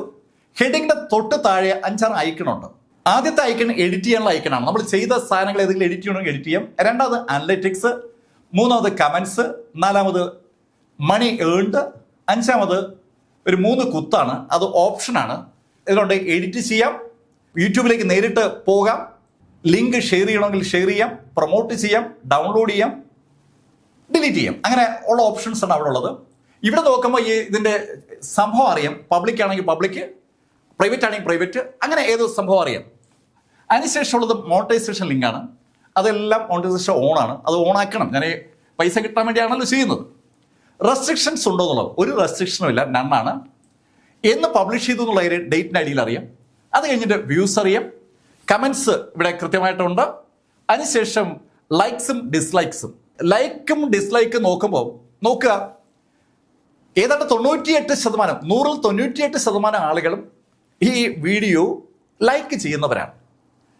ഞാൻ കുറച്ച് ആളുകൾക്ക് വേണ്ടി മാത്രം ചെയ്യുന്ന വീഡിയോ ആണ്. ഞാൻ ഇതിനകത്ത് പറഞ്ഞിട്ടുള്ള ഒരു വാചകം ഇതാണ്: ഒരാളെങ്കിലും കാണാനുണ്ടെങ്കിൽ ഞാൻ ഈ വീഡിയോ ചെയ്തുകൊണ്ടേയിരിക്കും എന്നാണ്. കഥ വായിക്കുന്നത് എനിക്ക് ഇഷ്ടമാണ്, അതുപോലെ തന്നെ ഇഷ്ടമാണ് കഥ പറയുന്നത്. ഒരാളെങ്കിലും കേൾക്കാനുണ്ടെങ്കിൽ കഥ പറഞ്ഞുകൊണ്ടേയിരിക്കും. അത് അറിയാവുന്ന ആളുകൾ ഉറപ്പായിട്ടും വരുന്നു, കാണുന്നു. ഞാനും അവരും തമ്മിലുള്ള ബന്ധം ആ ശൈലിയിലാണെന്ന് അർത്ഥം. നിങ്ങൾ ഈ ഡേറ്റുകൾ നോക്കി, November 11, November 8, November 6, November 4, November 1. ഇത് ഒരു കൺസിസ്റ്റൻസിയുടെ ലക്ഷണമല്ലേ? ഞാൻ വളരെ കൺസിസ്റ്റൻ്റാണ്. ഒന്നിടവിട്ട ദിവസങ്ങളിലൊക്കെയും ഈ ചാനലിൽ ഞാൻ വീഡിയോ ചെയ്തുകൊണ്ടേയിരിക്കും. കഴിഞ്ഞ 4 വർഷമായി BS ചന്ദ്രമോഹൻ ചാനൽ ഫോളോ ചെയ്യുന്ന ആളുകൾക്ക് ആ കാര്യം അറിയാം. കൺസിസ്റ്റൻ്റ് ആയിട്ട് വീഡിയോ ചെയ്യും. നമ്മളൊരു സംരംഭം എന്ന നിലയിൽ ഒരു കട തുറക്കുകയാണ്, ഒരു തുണിക്കട ആയിക്കോട്ടെ. ആ തുണിക്കടയിൽ ആളുകൾ വരികയും തുണി വാങ്ങുകയും ചെയ്താലല്ലേ നമുക്ക് റവന്യൂ കിട്ടത്തുള്ളൂ. ആളുകൾ വരുമ്പോൾ കട അടച്ചിട്ടിരിക്കുകയാണെങ്കിലോ ആളുകൾ തിരിച്ചു പോകും, അല്ലേ? മറ്റെങ്ങോട്ടെങ്കിലും പോകും. വേറെയും കടകൾ തുറന്നു വെച്ചിട്ടുണ്ട്, അവിടെ ചെന്നാൽ തുണി കിട്ടും. അത് പച്ചക്കറി കടയാണെങ്കിലും മെഡിക്കൽ സ്റ്റോർ ആണെങ്കിലും ഒരുപോലെയാണ്. തുറന്നാലേ കച്ചവടം നടക്കും. ഇതും അങ്ങനെയാണ്. നമ്മുടെ ഈ കടയിൽ ആളുകൾ വരുമ്പോൾ പുതിയ വീഡിയോ ഉണ്ടെങ്കിലാണ് നമ്മൾ ഈ കട തുറന്ന ഫീലിംഗ് ഉണ്ടാവുക. പുതിയ വീഡിയോസ് റെഗുലറായി ഇട്ടുകൊണ്ടിരുന്നാൽ ആളുകൾക്ക് നമ്മുടെ അടുത്ത് വരാനും നമ്മളുമായി സഹകരിക്കാനും താല്പര്യം ഉണ്ടാവും. നമ്മൾ വീഡിയോ ഇട്ടിട്ട് തിരിഞ്ഞു നോക്കുന്നില്ലെങ്കിലോ ആളുകൾക്ക് വേറെ ഇഷ്ടംപോലെ ഓപ്ഷൻസ് ഉണ്ട്, അവരങ്ങോട്ട് പോകും. അപ്പോൾ കണ്ടിന്യൂസ് ആയി വീഡിയോ ഇടുക. നിങ്ങൾ ആഴ്ച ഒരിക്കൽ ഇട്ടാൽ മതി, അല്ലെങ്കിൽ മാസത്തിൽ ഒരിക്കൽ ഇട്ടാൽ മതി. പക്ഷെ അതാണ് നിങ്ങളുടെ കണ്ടീഷനെങ്കിൽ നിങ്ങൾ അങ്ങനെ ചെയ്യണം. ദിവസവും വീഡിയോ ഇടുന്ന ആളുകൾ അങ്ങനെ ചെയ്യുക. എന്താണോ നിങ്ങളുടെ രീതി അത് നിങ്ങൾ പാലിക്കണമെന്നാണ് ആ പറഞ്ഞതിൻ്റെ അർത്ഥം. അപ്പോൾ ഇവിടെ ഞാൻ ആഴ്ചയിൽ 3 വീഡിയോ വെച്ച് 4 ആഴ്ച കൊണ്ട് 12 വീഡിയോ ഇടും. 12 വീഡിയോ ഇവിടെ ഇടുന്നത് എന്നെ സംബന്ധിച്ചിടത്തോളം വ്യക്തിപരമായി നഷ്ടമാണ്. എന്നാലും എൻ്റെ ഒരു ഇഷ്ടം, എൻ്റെ മുന്നിൽ എൻ്റെ സ്റ്റാഫ് അംഗങ്ങൾ ഇരിപ്പുണ്ട്. അവരെപ്പോഴും എന്നോട് പറയും, സാറിന് നന്നാവാൻ വല്ല ലക്ഷണവും ഉണ്ടെങ്കിൽ ഇത് മതിയാക്കിയിട്ട് എം ലൈഫിൽ വീഡിയോ ഇടുന്നതാണ് നല്ലതെന്ന് പറയും. ഞാൻ ഇവിടെ ഇടുന്ന വീഡിയോയ്ക്ക് എനിക്ക് ലഭിക്കുന്ന റവന്യൂവിൻ്റെ 5 ടൈംസ് റവന്യൂ എം ലൈഫിൽ വീഡിയോ ഇട്ടാൽ കിട്ടും. അതിൻ്റെ കാരണം ഈ വ്യൂസാണ്. നിങ്ങൾ ഈ വ്യൂസ് കണ്ടോ, എല്ലാം 10,000ആണ്. നിങ്ങൾ എം ലൈഫ് കാണുന്നവരാണ്. എം ലൈഫിൽ മിക്കവാറും എല്ലാ വീഡിയോസിനും 50,000 ആവറേജ് വ്യൂസ് ഉണ്ടാവും. അപ്പോൾ സ്വാഭാവികമായിട്ട് ഇതിൻ്റെ 5 ടൈംസ് റവന്യൂ ഉണ്ടെന്ന് അർത്ഥം. എന്തായാലും റവന്യൂയിലേക്ക് നമുക്ക് കടക്കാം. അതിന് നമുക്ക് അനലറ്റിക്സ് നോക്കാം. സാധാരണഗതിയിൽ ഒരു യൂട്യൂബറും ഇതൊന്നും കാണിച്ചു തരില്ല എന്നുള്ള കാര്യം ഇതിനിടയിൽ ഞാനൊന്ന് ഓർമ്മിപ്പിക്കുകയാണ്. ഞാനും നിങ്ങളും തമ്മിൽ രഹസ്യങ്ങളില്ല എന്നുള്ള ഒരു വിശ്വാസത്തിന്റെ അടിസ്ഥാനത്തിലാണ് ഇതൊക്കെ പറയുന്നത്. അനലറ്റിക്സിലേക്ക് വരുമ്പോൾ ആദ്യം നേരത്തെ പോലെ ഒരു ഡാഷ്ബോർഡ് വരും, ഒരു ഓവർവ്യൂ കിട്ടും. Keep it up, your channel got about the same number of views as usual. നമ്മളെ സന്തോഷിപ്പിക്കാനായിട്ട് കൂടെ ഇങ്ങനെയൊക്കെ ഇടും. വ്യൂസ് കുറഞ്ഞാലോ അവർ പറയും, സോറി, നിങ്ങളുടെ ചാനൽ കഴിഞ്ഞ തവണത്തെ അത്ര വ്യൂസ് ഇല്ലെന്ന് പറയും. ഇനി വ്യൂസ് കൂടിയാലോ, ഗ്രേറ്റ്, നിങ്ങളുടെ ചാനലിലെ കഴിഞ്ഞ മാസത്തെ വ്യൂസിനെ ഓവർടേക്ക് ചെയ്തിരിക്കുകയാണ്, കീപ് ഇറ്റ് അപ്പ്. നമ്മളെ പ്രൊമോട്ട് ചെയ്യാനായി യൂട്യൂബ് ഇതുപോലുള്ള ഡയലോഗുകൾ ഇട്ടുകൊണ്ടേയിരിക്കും. നോക്കുക, ലക്ഷക്കണക്കിന് കോടിക്കണക്കിന് ചാനലുകൾ ഈ ലോകത്ത് യൂട്യൂബിലുണ്ട്. ആ എല്ലാ ചാനലുകളോടും യൂട്യൂബ് ഈ ശൈലിയിൽ ഇടപെടുന്നു എന്നുള്ളത് ശ്രദ്ധിക്കേണ്ട ഒരു വസ്തുതയാണ്. ഓവർവ്യൂവിൽ നമ്മൾ കാണുക എത്ര വ്യൂസ് ഉണ്ട്, എത്ര വാച്ച് ടൈം ഉണ്ട്, എത്ര സബ്സ്ക്രൈബേഴ്സ് ഉണ്ടായി, എത്ര റവന്യൂ എയിൻ ചെയ്തു എന്നുള്ളതാണ്. അപ്പോൾ ഇവിടെ കിടക്കുന്നത് ലാസ്റ്റ് 28 ഡേയ്സ് ആണ്. അപ്പോൾ നമുക്കതിനെ ഒക്ടോബർ മാസം എടുക്കാം. ഇതിപ്പോൾ നവംബർ ആണല്ലോ ചെയ്യുന്നത്. അപ്പോൾ ഒക്ടോബർ മാസത്തിൻ്റെ ഓവർവ്യൂ വരുമ്പോൾ നമുക്കിവിടെ looking good, your channel got 3,04,415 views which is around what is usually gets. ഇവിടെ നോക്കുക, ലുക്കിംഗ് ഗുഡ്. നിങ്ങളുടെ ചാനല് 3 ലക്ഷം വ്യൂസാണ് കഴിഞ്ഞ മാസം നേടിയത്, അതായത് ഒക്ടോബർ മാസത്തിൽ. ഞാൻ ഈ BS ചന്ദ്രമോഹൻ ചാനലിനെ കുറിച്ചാണ് പറയുന്നത്. ഒക്ടോബർ മാസത്തിൽ എനിക്ക് ലഭിച്ച വാച്ച് ടൈം എന്ന് പറയുന്നത് 137.7K അവേഴ്സാണ്. ഞാൻ നിങ്ങളോട് തുടക്കത്തിലേ പറഞ്ഞു, ഒരു ചാനൽ മോണിറ്റൈസ് ചെയ്യാൻ വേണ്ട അവേഴ്സ് എത്രയാണ്? 4000 മണിക്കൂർ. 4000 മണിക്കൂർ എന്ന് പറഞ്ഞാൽ 4K ഒരു കൊല്ലം കൊണ്ട് വേണമെന്നാണ് പറഞ്ഞത്. ഇവിടെ നോക്കുക, ഒക്ടോബർ മാസത്തിൽ മാത്രം എനിക്ക് ലഭിച്ചിരിക്കുന്ന വാച്ച് ടൈം 137K ആണ്. എന്ന് പറഞ്ഞാൽ മോണിറ്റൈസേഷൻ വേണ്ടതിനേക്കാൾ ഏകദേശം 40 ഇരട്ടിക്ക് മുകളിലാണെന്ന് അർത്ഥം. എന്ന് പറഞ്ഞാൽ നിങ്ങൾക്ക് ഒരു രസകരമായ കാര്യം കൂടെ കാണിച്ചു തരാം. കണ്ടന്റിലേക്ക് വാ. ഇപ്പോൾ ഞാൻ ഈ വീഡിയോയിൽ ക്ലിക്ക് ചെയ്യുകയാണ്. ഈ മാർക്ക് ഫെല്ലർ ഇതിന്റെ അനലറ്റിക്സ് എടുക്കാം. ലാസ്റ്റിൽ ഇട്ട മാർക്ക് ഫെല്ലർ വീഡിയോയുടെ വാച്ച് ടൈമാണ് 6.6K. എന്ന് പറഞ്ഞാൽ 6600 മണിക്കൂർ അവസാനം ഞാൻ ഇട്ട മാർക്ക് ഫെല്ലർ വീഡിയോയുടെ വാച്ച് ടൈം ആയിട്ടുണ്ട്. ഒരു കൊല്ലം കൊണ്ട് ഒരു ചാനൽ മോണിറ്റൈസേഷൻ ആകാൻ വേണ്ട മണിക്കൂറുകൾ 4000ആണ്. ഇവിടെ ഒരു വീഡിയോയിൽ തന്നെ 6600 മണിക്കൂർ വാച്ച് ടൈം ഉണ്ട്. അതിൻ്റെ അർത്ഥം വളരെ സിമ്പിളാണ്. നിങ്ങൾ വിചാരിക്കുന്ന പോലെ ഈ 4000 മണിക്കൂർ എന്നുള്ളത് വലിയ സംഭവമേ അല്ല. എൻ്റെ എല്ലാ വീഡിയോസും 4000 മണിക്കൂർ വാച്ച് ടൈം ഉള്ളതാണ്. ഷോർട്സ് അല്ല കേട്ടോ, ദൈർഘ്യമുള്ള വീഡിയോ. അത് BS ചന്ദ്രമോഹൻ ചാനലിലാണെങ്കിലും എം ലൈഫിലാണെങ്കിലും ഒരുപോലെ തന്നെയാണ്. അതുകൊണ്ട് ഈ വാച്ച് ടൈമിനെ കുറിച്ച് ടെൻഷൻ അടിക്കണ്ട എന്ന് ഞാൻ ഒരിക്കൽ കൂടി പറയുകയാണ്. ആ വീഡിയോയ്ക്ക് ഇതുവരെയായിട്ട് ലഭിച്ച കാശ് 1735 രൂപയാണ്.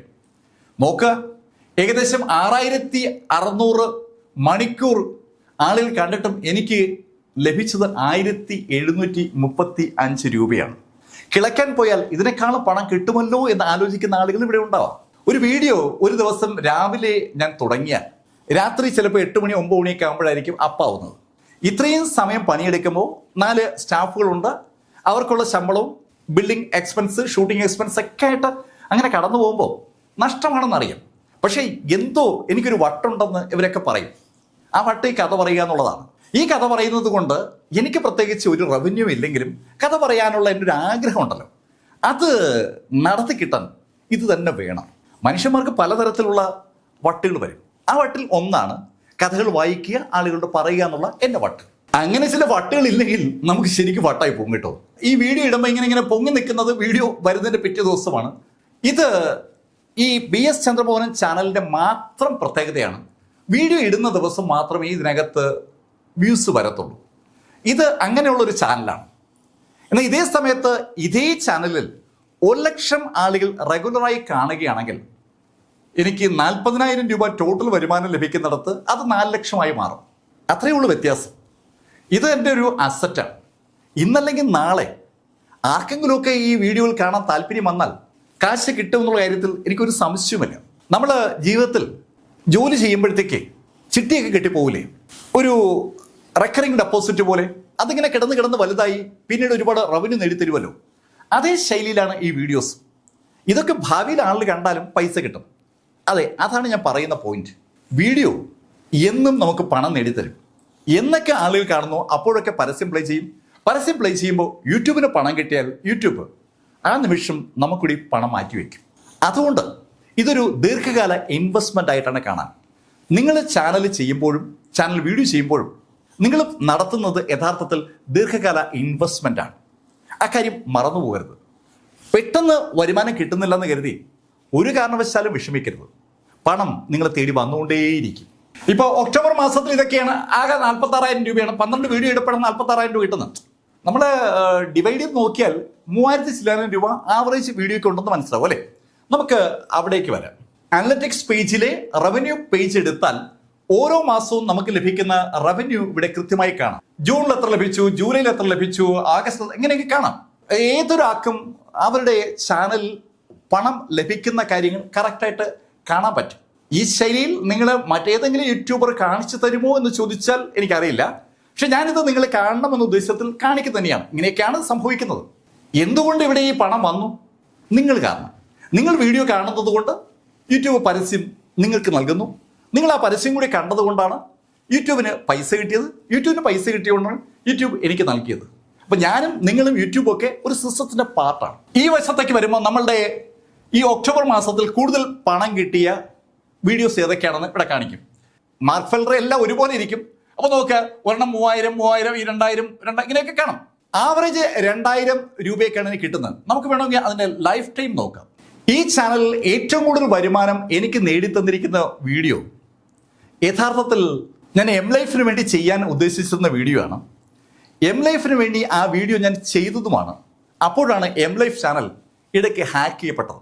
ആ ചാനൽ ഹാക്ക് ചെയ്യപ്പെട്ടപ്പോൾ ആ വീഡിയോ ഞാൻ യാദൃശ്യവശാൽ ഈ ചാനൽ അപ്പ് ചെയ്തു. ജയനെക്കുറിച്ചുള്ള ഒരു കുഞ്ഞു വീഡിയോ ആണ്. ആ വീഡിയോന് എനിക്ക് ഇത്രയും നാളായപ്പോൾ 31,000 രൂപ കിട്ടി.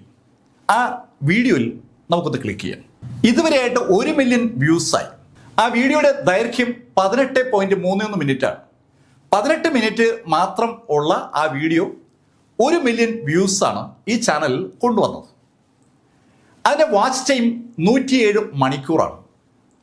ആ വീഡിയോ കണ്ടിട്ട് 9,000 സബ്സ്ക്രൈബേഴ്സും എൻ്റെ ചാനലിൽ വന്നിട്ടുണ്ട്. ഈ സബ്സ്ക്രൈബേഴ്സ് ഇപ്പോൾ ഈ മാർക്ക് ഫെല്ലറുടെ വീഡിയോയിൽ ക്ലിക്ക് ചെയ്യുന്ന ആളുകളല്ല. അവർ ആ ജയിൻ്റെ വീഡിയോ കണ്ട് ഇഷ്ടപ്പെട്ട് ഇതിനകത്ത് വന്ന ആളുകളാണ്. ആ വീഡിയോ കണ്ട് ഇഷ്ടപ്പെട്ട് വന്ന ചില ആളുകളെങ്കിലും ഇപ്പോൾ മാർക്ക് ഫെല്ലറെ കാണുന്നുണ്ടാകും. പക്ഷെ മാർക്ക് ഫെല്ലറുടെ ആളുകൾ ഗോഡ് ഓഫ് വാർ മുതൽ എന്നോടൊപ്പം നിൽക്കുന്ന ആളുകളാണെന്നുള്ള കാര്യം ഇപ്പോഴും ഓർക്കുക. ആ വീഡിയോ എനിക്ക് നൽകിയ പണം 34,000 രൂപയാണ്. ഒരു 4 കൊല്ലത്തെ റവന്യൂ ആണ്.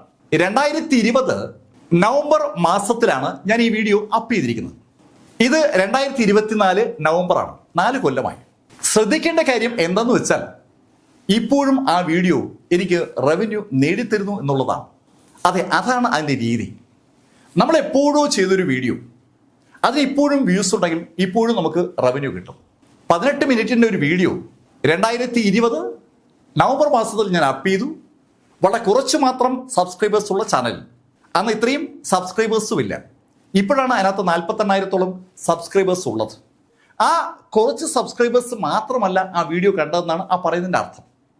സബ്സ്ക്രൈബ് ചെയ്യാത്ത ഒരുപാട് ആളുകൾ വീഡിയോ കണ്ടിരിക്കുന്നു. 48,000 ആളുകളെ എൻ്റെ ചാനലിലുള്ളൂ. പക്ഷേ കണ്ട ആളുകളുടെ എണ്ണം കണ്ട 1 മില്യൺ. സബ്സ്ക്രിപ്ഷനുമായി വ്യൂസിന് ഒരു ബന്ധവുമില്ല. സബ്സ്ക്രൈബ് ചെയ്ത ആളുകൾ വീഡിയോ കാണണമെന്ന് നിർബന്ധവുമില്ല. അപ്പോൾ സബ്സ്ക്രൈബ് ചെയ്ത 48,000 ആളുകളെക്കാൾ എത്രയോ ഇരട്ടി, അല്ലേ, 20 ഇരട്ടി ആളുകൾ ആ വീഡിയോ കണ്ടിരിക്കുന്നു. അവർ കണ്ടാലും നമുക്ക് പൈസ കിട്ടും. അവർ കണ്ടാലും പരസ്യം സ്വാഭാവികമായും അവരുടെയും കണ്ണിപ്പെടും. ആ പരസ്യമാണല്ലോ റവന്യൂ നേടിത്തരുന്നത്. ഈ വീഡിയോയുടെ ഒരു ഗ്രാഫ് കൂടെ ഞാൻ കാണിച്ചു തരാം. ഇട്ട സമയത്ത് ഒരു ഹൈപ്പ് ഉണ്ടായിരുന്നു. പിന്നെ പതുക്കെ പതുക്കെ പതുക്കെ പതുക്കെ ഇങ്ങനെ പോവുകയാണ്. അധികം കയറ്റമില്ലാതെ പോയ ആ ഗ്രാഫ് പതുക്കെ അങ്ങനെ ഉയരുകയാണ്. ആ ഉയർന്ന ഗ്രാഫ് നോക്കുക, ഇപ്പോൾ അങ്ങനെ മുകളിലോട്ട് പൊയ്ക്കൊണ്ടിരിക്കുകയാണ്. എന്ന് പറയുമ്പോൾ ഇപ്പോഴും ആ വീഡിയോയ്ക്ക് വ്യൂസ് ഉണ്ടെന്നാണ്. എൻ്റെ സ്റ്റാഫായിരുന്ന ഒരു അക്ഷയാണ് ആ വീഡിയോ എഡിറ്റ് ചെയ്തത്. അവൻ കുറേ നല്ല വിഷ്വലുകളൊക്കെ ആ വീഡിയോയുമായി കണക്ട് ചെയ്ത് വെച്ചിട്ടുണ്ടായിരുന്നു. അവൻ ബേസിക്കലി ഒരു എഞ്ചിനീയറാണ്. ആ വീഡിയോ മനോഹരമാക്കിയതിൽ അവനൊരു പങ്കുണ്ടെന്ന് അർത്ഥം. ഇന്ന് തീയതി നവംബർ 13 ഉച്ചയ്ക്ക് 12 മണിയാണ്. ഈ സമയത്തും ആ വീഡിയോ ആളുകൾ കാണുന്നുണ്ട്. 1700 ആളുകൾ ഈ കഴിഞ്ഞ 48 മണിക്കൂറിനിടയിൽ ആ വീഡിയോ കണ്ടിട്ടുണ്ട്. 4 കൊല്ലങ്ങൾക്ക് മുമ്പ് ഞാൻ ചെയ്ത വീഡിയോ ആണ്. നമ്മൾ ഈ സംസാരിക്കുന്ന സമയത്തും മൂന്നാമത്തെ വീഡിയോ നവംബർ 20, 2020 ഇട്ട വീഡിയോ ആണ്. അത് 1700 ആളുകൾ ഈ കഴിഞ്ഞ 48 മണിക്കൂർ കണ്ടു എന്ന് ഞാൻ പറഞ്ഞു. ആ വീഡിയോ ഞാൻ നിങ്ങളോട് ഈ സംസാരിച്ചുകൊണ്ടിരിക്കുന്ന ഈ നിമിഷത്തിലും 50 ആളുകൾ കാണുകയാണ്. അതിൻ്റെ അർത്ഥം നിങ്ങൾക്ക് മനസ്സിലായല്ലോ. കാലം എത്ര കഴിഞ്ഞാലും ആളുകൾക്ക് താല്പര്യമുള്ള വിഷയമാണെങ്കിൽ ആളുകൾ കണ്ടുകൊണ്ടേയിരിക്കും. ഈ വീഡിയോയുടെ ടാഗ് ലൈനിൽ ഞാൻ നേരത്തെ പറഞ്ഞ പോലെ ഒന്നും വെച്ചിട്ടില്ലെങ്കിലും വ്യൂസ് ഉണ്ട്. എം ലൈഫ് ഡെയിലിയും BS ചന്ദ്രമോഹനും സ്റ്റോറി ടൈമും ഹിസ്റ്ററി സ്റ്റോറീസും ഫിലിം സ്റ്റോറീസും ഒക്കെ വെച്ചിട്ടുള്ളൂ. ഇത്രയും അന്ന് വെച്ചോളൂ. അന്ന് ജസ്റ്റ് ഒന്ന് ടൈപ്പ് ചെയ്ത് വിട്ടതാണ്. ശരിക്കും ജയനെന്നും ജയന്റെ അപകടം എന്നൊക്കെ വെച്ചിരുന്നെങ്കിൽ കൂടുതൽ വ്യൂസ് കിട്ടിയേനെ. ഞാൻ പറഞ്ഞത് ടാഗ് നിർബന്ധമായും വെക്കണമെന്ന് പറയാൻ വേണ്ടിയാണ്. ടാഗ് വെച്ചില്ലെങ്കിലും ചിലർ സെർച്ച് ചെയ്യുമ്പോൾ ഓട്ടോമാറ്റിക്കായിട്ട് ഗൂഗിൾ അവിടെ എത്തിക്കും. ഗൂഗിളിൽ സെർച്ച് ചെയ്താൽ മനസ്സിലാകുന്ന ഒരു പദവും ഞാനിവിടെ ജയനുമായി ബന്ധിപ്പിച്ച് ഉപയോഗിച്ചിട്ടില്ല. എന്നിട്ടും എങ്ങനെ ഇതിനകത്ത് വ്യൂസ് വരുന്നതെന്ന് ചോദിച്ചാൽ ആ വീഡിയോ കാണുന്ന ആളുകൾ ആ വീഡിയോയുടെ അവസാനം വരെ തുടരുന്നത് മനസ്സിലാക്കിയ യൂട്യൂബ് ആളുകളുടെ ഹോം പേജിൽ അത് എത്തിക്കുന്നുണ്ടാവും. നോക്കുക, ജയനെന്ന പേര് ഇംഗ്ലീഷിൽ നിങ്ങൾക്ക് ഇതിനകത്ത് കാണാൻ കഴിയത്തില്ല, ടാഗിൽ കാണാൻ കഴിയത്തില്ല, ഹെഡിങ്ങിലില്ല, ഒന്നുമില്ല. എന്നിട്ടും എത്തിയത് എന്തുകൊണ്ട് ചോദിച്ചാൽ ഞാൻ നേരത്തെ പറഞ്ഞ പോലെ ആ വീഡിയോ തുടങ്ങുന്ന മുതൽ അവസാനിക്കുന്നവരെ ആളുകൾ കാണുന്നു എന്ന് യൂട്യൂബ് മനസ്സിലാക്കിയതാണ്. അങ്ങനെ സംഭവിച്ചാലും വ്യൂസ് കിട്ടും. ഇതിന് പുറമെ കണ്ടന്റ് നമ്മൾ പറഞ്ഞു കഴിഞ്ഞാൽ ഓഡിയൻസ് നമുക്ക് ഈ റിട്ടേണിംഗ് വ്യൂവേഴ്സും ഇത് ന്യൂ വ്യൂവേഴ്സുമാണ്. ഈ ചാനലിൽ ന്യൂ വ്യൂവേഴ്സ് എന്ന് പറയുന്നത് തീരെ ഇല്ല എന്ന് തന്നെ പറയാം. അപ്പൊ എന്തായാലും ന്യൂ വ്യൂവേഴ്സ് ഇങ്ങനെ ഉണ്ട്. ഇവിടെ ചില സ്ഥലത്ത്, അതായത് ഈ ജയനുമായി ബന്ധിപ്പിച്ചാണ് ഇങ്ങനെ ഒരു ചാട്ടമൊക്കെ വരിക. ആൾക്ക് ആ വിഷയത്തിലുള്ള താല്പര്യം കൊണ്ടാണ് ആ വ്യൂസ് വരുന്നത്. വയലറ്റ് നിറത്തിലുള്ള റിട്ടേണിംഗ് വ്യൂസ് ആണ്. ഇതറിയാം. മാർക്ക് ഫെല്ലർ ഇടുന്ന ദിവസം ആളെങ്കിൽ ഇടിച്ച് കയറി വരും, പിന്നെ അത് കുറയും. അത് ഒന്നിട വിട്ട ദിവസം അങ്ങനെ പോകുന്നൊരു ചാനലാണ്. ഞാൻ എം ലൈഫ് ചാനൽ കാണിക്കുമ്പോൾ നിൽക്കുന്നതിൻ്റെ ആ ഒരു വ്യത്യാസം മനസ്സിലാവും. എന്തായാലും ഈ ശൈലിയിലാണ് ഈ സംഭവം വരുന്നത്. ഓഡിയൻസുമായി ബന്ധപ്പെട്ട് റിട്ടേണിംഗ് വ്യൂസ് ഉള്ളതുപോലെ തന്നെ യുണീക്ക് വ്യൂവേഴ്സ് ഉണ്ട്. എന്നോടൊപ്പം യുണീക്കായിട്ട് സ്ഥിരമായി ഉള്ള കക്ഷികളുണ്ട്. അത് 50,000 ആളുകളുണ്ട്. ഇതിനകത്ത് വീഡിയോസിന്റെ പെർഫോമൻസിനെ കുറിച്ചുള്ള ഇതൊക്കെയാണ്. അപ്പൊ ഈ ചാനലിൽ ഇങ്ങനെയൊക്കെ വരത്തുള്ളൂ. ഇവിടെ ചാനൽസ് യുവർ ഓഡിയൻസ് വാച്ചസ്. എൻ്റെ ഈ ചാനൽ കാണുന്ന ആളുകൾ മറ്റേതെല്ലാം ചാനൽ കാണുന്നുണ്ടെന്നുള്ളതിൻ്റെ ഒരു സൂചന നമുക്കിവിടെ കിട്ടും. അപ്പോൾ എൻ്റെ സുഹൃത്ത് ജൂലിയസ് മാനുവലുണ്ട്. ജൂലിയസ് മാനുവലിൻ്റെ ചാനൽ കാണുന്ന ആളുകൾ ഇതിനകത്ത് വരുന്നുണ്ട്. പിന്നെ ക്രൈം ചാനലിലൊക്കെ കാണുന്ന ആളുകളുണ്ട്. ഇൻവെസ്റ്റിഗേഷൻ സ്റ്റോറീസ് കാണുന്നവർ കുറേ ഉണ്ട്. അപ്പോൾ ഏതൊക്കെ ചാനലിൽ നിന്നാണ് ആളുകളുടെ വരുന്നതെന്നുള്ള സൂചനയാണ് കാണിക്കുന്നത്. എൻ്റെ വീഡിയോ കാണുന്ന, അതായത് ഈ BS ചന്ദ്രമോഹൻ ചാനൽ കാണുന്ന ആളുകൾ കാണുന്ന വീഡിയോകൾ ഏതൊക്കെയാണെന്നും യൂട്യൂബ് എന്നെ അറിയിക്കും. അപ്പോൾ അതിൽ വീഡിയോസ് ലാസ്റ്റ് 7 ഡേയ്സിൽ നോക്കാം. വീഡിയോസ് ഇവിടെ നോക്കുക. നമ്മുടെ തന്നെ അത് എം ലൈഫിലുള്ള ഒരു വീഡിയോ, സീരിയൽ കില്ലറായി മാറിയ പോലീസുകാരൻ, അത് ഏകദേശം 80,000 വ്യൂസ് ഉള്ള വീഡിയോ ആണ്. അത് കണ്ട ആളുകൾ ഇതിനകത്ത് വന്നിട്ടുണ്ട്. പിന്നീട് ജൂലിയസ് മാനുവലിന്റെ ഒരു വീഡിയോ കണ്ടിട്ട് ആളുകൾ വന്നിട്ടുണ്ട്. പിന്നെ മറ്റാരോ ചെയ്തിരിക്കുന്ന ഒരു സൈക്കോ ത്രില്ലറുമായി ബന്ധിപ്പിച്ച് വന്നിട്ടുണ്ട്. പിന്നെ ആലിയ എന്ന് പറഞ്ഞാൽ അത് ഏതോ ഒരു ഇതാണ്. ഇതുപോലെ വ്യത്യസ്ത ചാനൽ. അപ്പം ഇതിന്റെ കൂടുതൽ ഡീറ്റെയിൽസ് എടുക്കാനൊക്കെ പറ്റും. നമ്മുടെ ആളുകളുടെ ടേസ്റ്റ് എന്താണെന്ന് അറിയാൻ യൂട്യൂബ് നമുക്കൊരു അവസരം നൽകുന്നതാണ്. അടുത്തത് ഷോർട്സ് നോക്കാം. ഞാൻ ഷോർട്സ് അപൂർവമായിട്ട് ഈ ചാനൽ ഇടാറുള്ളൂ. ആ ഷോർട്സ് ഇടുമ്പോൾ തന്നെ ആളുകൾ കണ്ട മറ്റ് ഷോർട്സ് ഏതൊക്കെയാണെന്നുള്ള ഡീറ്റെയിൽസും കിട്ടും. പോഡ്കാസ്റ്റ് ചെയ്തിട്ടുണ്ടെങ്കിൽ അതുകൊണ്ട്, പോഡ്കാസ്റ്റ് ചെയ്യാറില്ല, അതുകൊണ്ട് ആ വിഷയം ഇടാം. ഇവിടെ നോക്കുക. എൻ്റെ ഈ ചാനലിനകത്ത് വരുന്ന വ്യൂവേഴ്സ് എപ്പോഴാണ് ആക്റ്റീവായി യൂട്യൂബ് കാണാൻ വരുന്നതെന്നാണ് ഈ വിഷ്വല് സൂചിപ്പിക്കുന്നത്. അപ്പോൾ ഞായറാഴ്ച മുതൽ ശനിയാഴ്ച വരെയുള്ള സംഭവം നോക്കുക. എൻ്റെ ആളുകൾ വരുന്നത് 6 മണിക്കും ഏകദേശം രാത്രി ഒരു 4 മണി വരെയാണ്. വൈകുന്നേരം മുതൽ രാത്രി 4 മണി വരെയാണ് ആളുകളുള്ളത്. ഈ കളറിന്റെ കട്ടി കാണാം. പ്രത്യേകിച്ച് ഈ ഭാഗത്ത് നോക്കിയാൽ കട്ടി കൂടുതൽ. ആ സമയത്ത് ഇഷ്ടംപോലെ ആളുണ്ട്. ഇത് നിങ്ങൾ പഠിച്ചിരിക്കേണ്ട ഒരു വിഷയമാണ്. ഒരു വീഡിയോ എപ്പോൾ അപ്പ് ചെയ്യണം, പബ്ലിഷ് ചെയ്യണമെന്ന് നിങ്ങൾ തീരുമാനിക്കുന്നത് ഈ നിറത്തിനെ ആസ്പദമാക്കിയാവണം. വ്യൂവേഴ്സ് ഉള്ള സമയത്ത് വീഡിയോ ഇട്ടാൽ ആ വീഡിയോ വ്യൂവേഴ്സ് കാണും. കണ്ടാൽ യൂട്യൂബ് അത് കൂടുതൽ ആളുകളുടെ അടുത്തെത്തിക്കും. അവരും കണ്ടാൽ യൂട്യൂബ് കുറെ കൂടി ആളുകളുടെ അടുത്തെത്തിക്കും. യൂട്യൂബിന്റെ അൽഗോരിതം ആ ശൈലിയിലാണ് പ്രവർത്തിക്കുക. അവര് നമ്മുടെ സബ്സ്ക്രൈബേഴ്സിന് മാത്രമല്ല വീഡിയോ എത്തിക്കുക. നമ്മുടെ സബ്സ്ക്രൈബേഴ്സിന്റെ മൈൻഡ് സെറ്റുള്ള വേറെ ആളുകൾ യൂട്യൂബിലുള്ള കാര്യം യൂട്യൂബിന് അറിയാം. അവരടുത്തും യൂട്യൂബ് ആ വീഡിയോ എത്തിക്കും. ആദ്യത്തെ സെക്കൻഡുകളിൽ യൂട്യൂബ് 1000 ആളുകളെയാണ് അറിയിക്കുക. അതിനകത്ത് നമ്മുടെ സബ്സ്ക്രൈബേഴ്സിനെ പോലെ വേറെ ആളുകളുണ്ട്. ഈ 1000 ആളുകളുടെയും വ്യൂവർഷിപ്പ് നോക്കിയിട്ട് അടുത്ത സെക്കൻഡിൽ അത് 1000 ആക്കണോ 2000 ആക്കണോ 500 ആക്കണോ എന്നൊക്കെ യൂട്യൂബ് തീരുമാനിക്കും. ആദ്യം കാണുന്ന ആളുകൾ ക്ലിക്ക് ചെയ്താൽ ഉറപ്പായും ആ വീഡിയോ പതുക്കെ വൈറലാകും.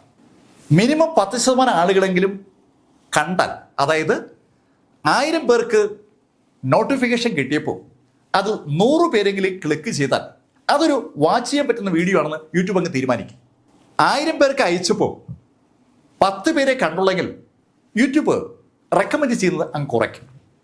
നമ്മുടെ ആളുകൾ സജീവമായിരിക്കുന്ന സമയത്ത് നമ്മൾ വീഡിയോ ഇട്ടാൽ ഉറപ്പായും ആദ്യത്തെ 1000 പേരിൽ കുറേയൊക്കെ നമ്മുടെ ആളുകളാവും. അവർ വീഡിയോ കാണുമ്പോൾ ഓട്ടോമാറ്റിക്കായിട്ട് യൂട്യൂബ് അത് കൂടുതൽ ആളുകളിലേക്ക് എത്തിക്കും. ഇതിങ്ങനെയാണ് സംഭവമെങ്കിലും യൂട്യൂബിനും അറിയാം.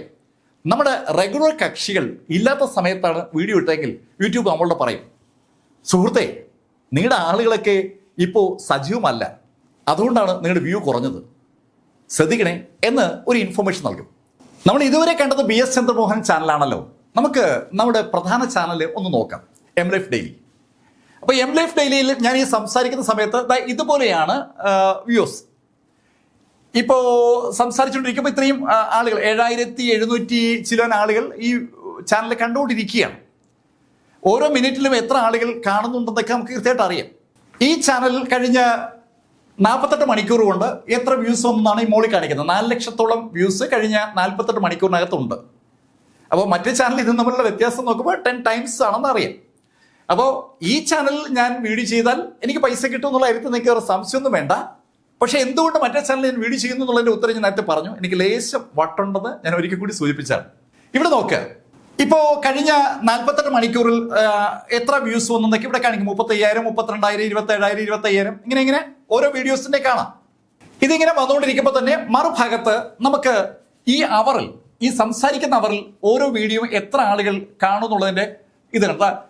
അതായത് ഈ സംസാരിക്കുമ്പോൾ 383, 787 ഇങ്ങനെ പല 929 എന്നൊക്കെ പറഞ്ഞിങ്ങനെ ആ സമയത്ത് പോലും ഇത്രയും ആളുകൾ വീഡിയോ കാണുന്നുണ്ട്. ഇപ്പോൾ താടിയില്ലാത്തവർക്ക് പെണ്ണ് കിട്ടില്ല എന്നുള്ളൊരു ഷോർട്ട്, അതിന് ഈ സമയത്ത് 387 ആളുകളുണ്ട്. ഇവിടെ ലോകത്തെ കരയിപ്പിച്ച കോടതി വിധി 760 ആളുകൾ കണ്ടുകൊണ്ടിരിക്കുകയാണ്. സ്വന്തം കൊമ്പുകൊണ്ട് മരിക്കുന്ന ജീവി ഷോർട്സ് ആണ്, അത് 360 ആളുകൾ കണ്ടുകൊണ്ടിരിക്കുകയാണ്. ദാവൂദിന്റെ ഹിറ്റ്മാൻ അത് ഇന്നലെ ഇട്ട വീഡിയോ ആണ്. അപ്പോൾ അത് ഈ സമയത്ത് 923 പേർ കണ്ടുകൊണ്ടിരിക്കുകയാണ്. അപ്പോൾ ഇത്രയും സമയം കൊണ്ട് 20,000 വ്യൂസ് കഴിഞ്ഞു. അപ്പോൾ ഏകദേശം 15 മണിക്കൂർ ആയിട്ടില്ല. അത് ഞാൻ കഴിഞ്ഞ മാസം ചെയ്തൊരു വീഡിയോ, പോൾ മുത്തൂറ്റിന്റെ വീഡിയോ ആണ്. അത് 6,34,000 വ്യൂസായി 143 മണിക്കൂർ വ്യൂ ടൈം ഉണ്ട്. ഞാൻ നേരത്തെ സൂചിപ്പിച്ചു, വ്യൂ ടൈം ഒരു വിഷയമേ അല്ല. 4000 മണിക്കൂർ വ്യൂ ടൈം ഉണ്ടെങ്കിൽ നിങ്ങൾ മോണിറ്റൈസ്ഡ് ആകൂ എന്ന് പറയുന്നത് വെറുതെ അല്ല. ഒരു വീഡിയോ തന്നെ 143,000 മണിക്കൂർ. അപ്പോൾ 4000 എന്നുള്ളത് 143,000 ആണ്. അതിൻ്റെ അർത്ഥം സിമ്പിളാണ്, സമയം ഒരു വിഷയമേ അല്ല. ഇഷ്ടംപോലെ ആളുകൾ കാണുന്നു, ഇഷ്ടംപോലെ വാച്ച് ടൈം വരുന്നു. ഇത്രയും ആളുകൾ കണ്ടാൽ സ്വാഭാവികമായി പൈസ കിട്ടും. അപ്പോൾ എല്ലാ വീഡിയോയ്ക്കും ഇത് കിട്ടൂല കേട്ടോ. അപൂർവം വീഡിയോകൾക്ക് ഇങ്ങനെ ചിലപ്പോൾ 1,00,000 രൂപയൊക്കെ നമുക്ക് കിട്ടിയെന്നിരിക്കും. സാധാരണഗതിയിൽ ആവറേജ് 5,000-നും 10,000-നും ഇടയിലാണ് കിട്ടുക ഒരു വീഡിയോയ്ക്ക്. M ലൈഫിലാണെങ്കിൽ അത് കിടന്ന് ചിലപ്പോൾ 15,000 ആവും, 20,000 ആവും, 25,000 ആവും. അത് ഡിപ്പെൻസ് ആണ്. വിഷയത്തിൻ്റെ അനുസരിച്ച് ആളുകളെ എത്രത്തോളം അതിനകത്ത് എൻഗേജ്ഡ് ആക്കാൻ പറ്റുന്നതിനനുസരിച്ചൊക്കെ നമുക്ക് പണം കിട്ടും. ഒരുപാട് വിഭവങ്ങൾ ഇതിനകത്ത് കാണാൻ പറ്റുന്ന കാര്യം ഞാൻ നേരത്തെ പറഞ്ഞു. നേരത്തെ BS ചന്ദ്രമോഹൻ ചാനലിൽ കണ്ട അതേ കാര്യങ്ങൾ ഇവിടെയും കാണാം. അപ്പോൾ ഇതിനകത്ത് കമന്റ്സ് വരും.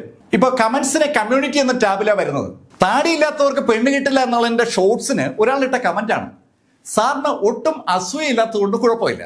അസൂയപ്പെട്ടിട്ട് കാര്യമില്ലല്ലോ എന്നുള്ള ഈ കമന്റ് ഞാൻ ആദ്യമായി കേൾക്കുന്നത് വർക്കല വെച്ചാണ്.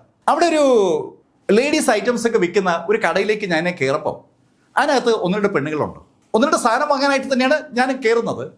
അപ്പോൾ അതിനകത്തുള്ള ഒരു പെൺകുട്ടി അവളുടെ വിരല് ഇങ്ങനെ കാണിച്ചു കൊടുക്കുമ്പോൾ അതിനകത്തുള്ള ആൾ ക്യൂടെക്സ് ഇട്ട് കാണിക്കുകയാണ്.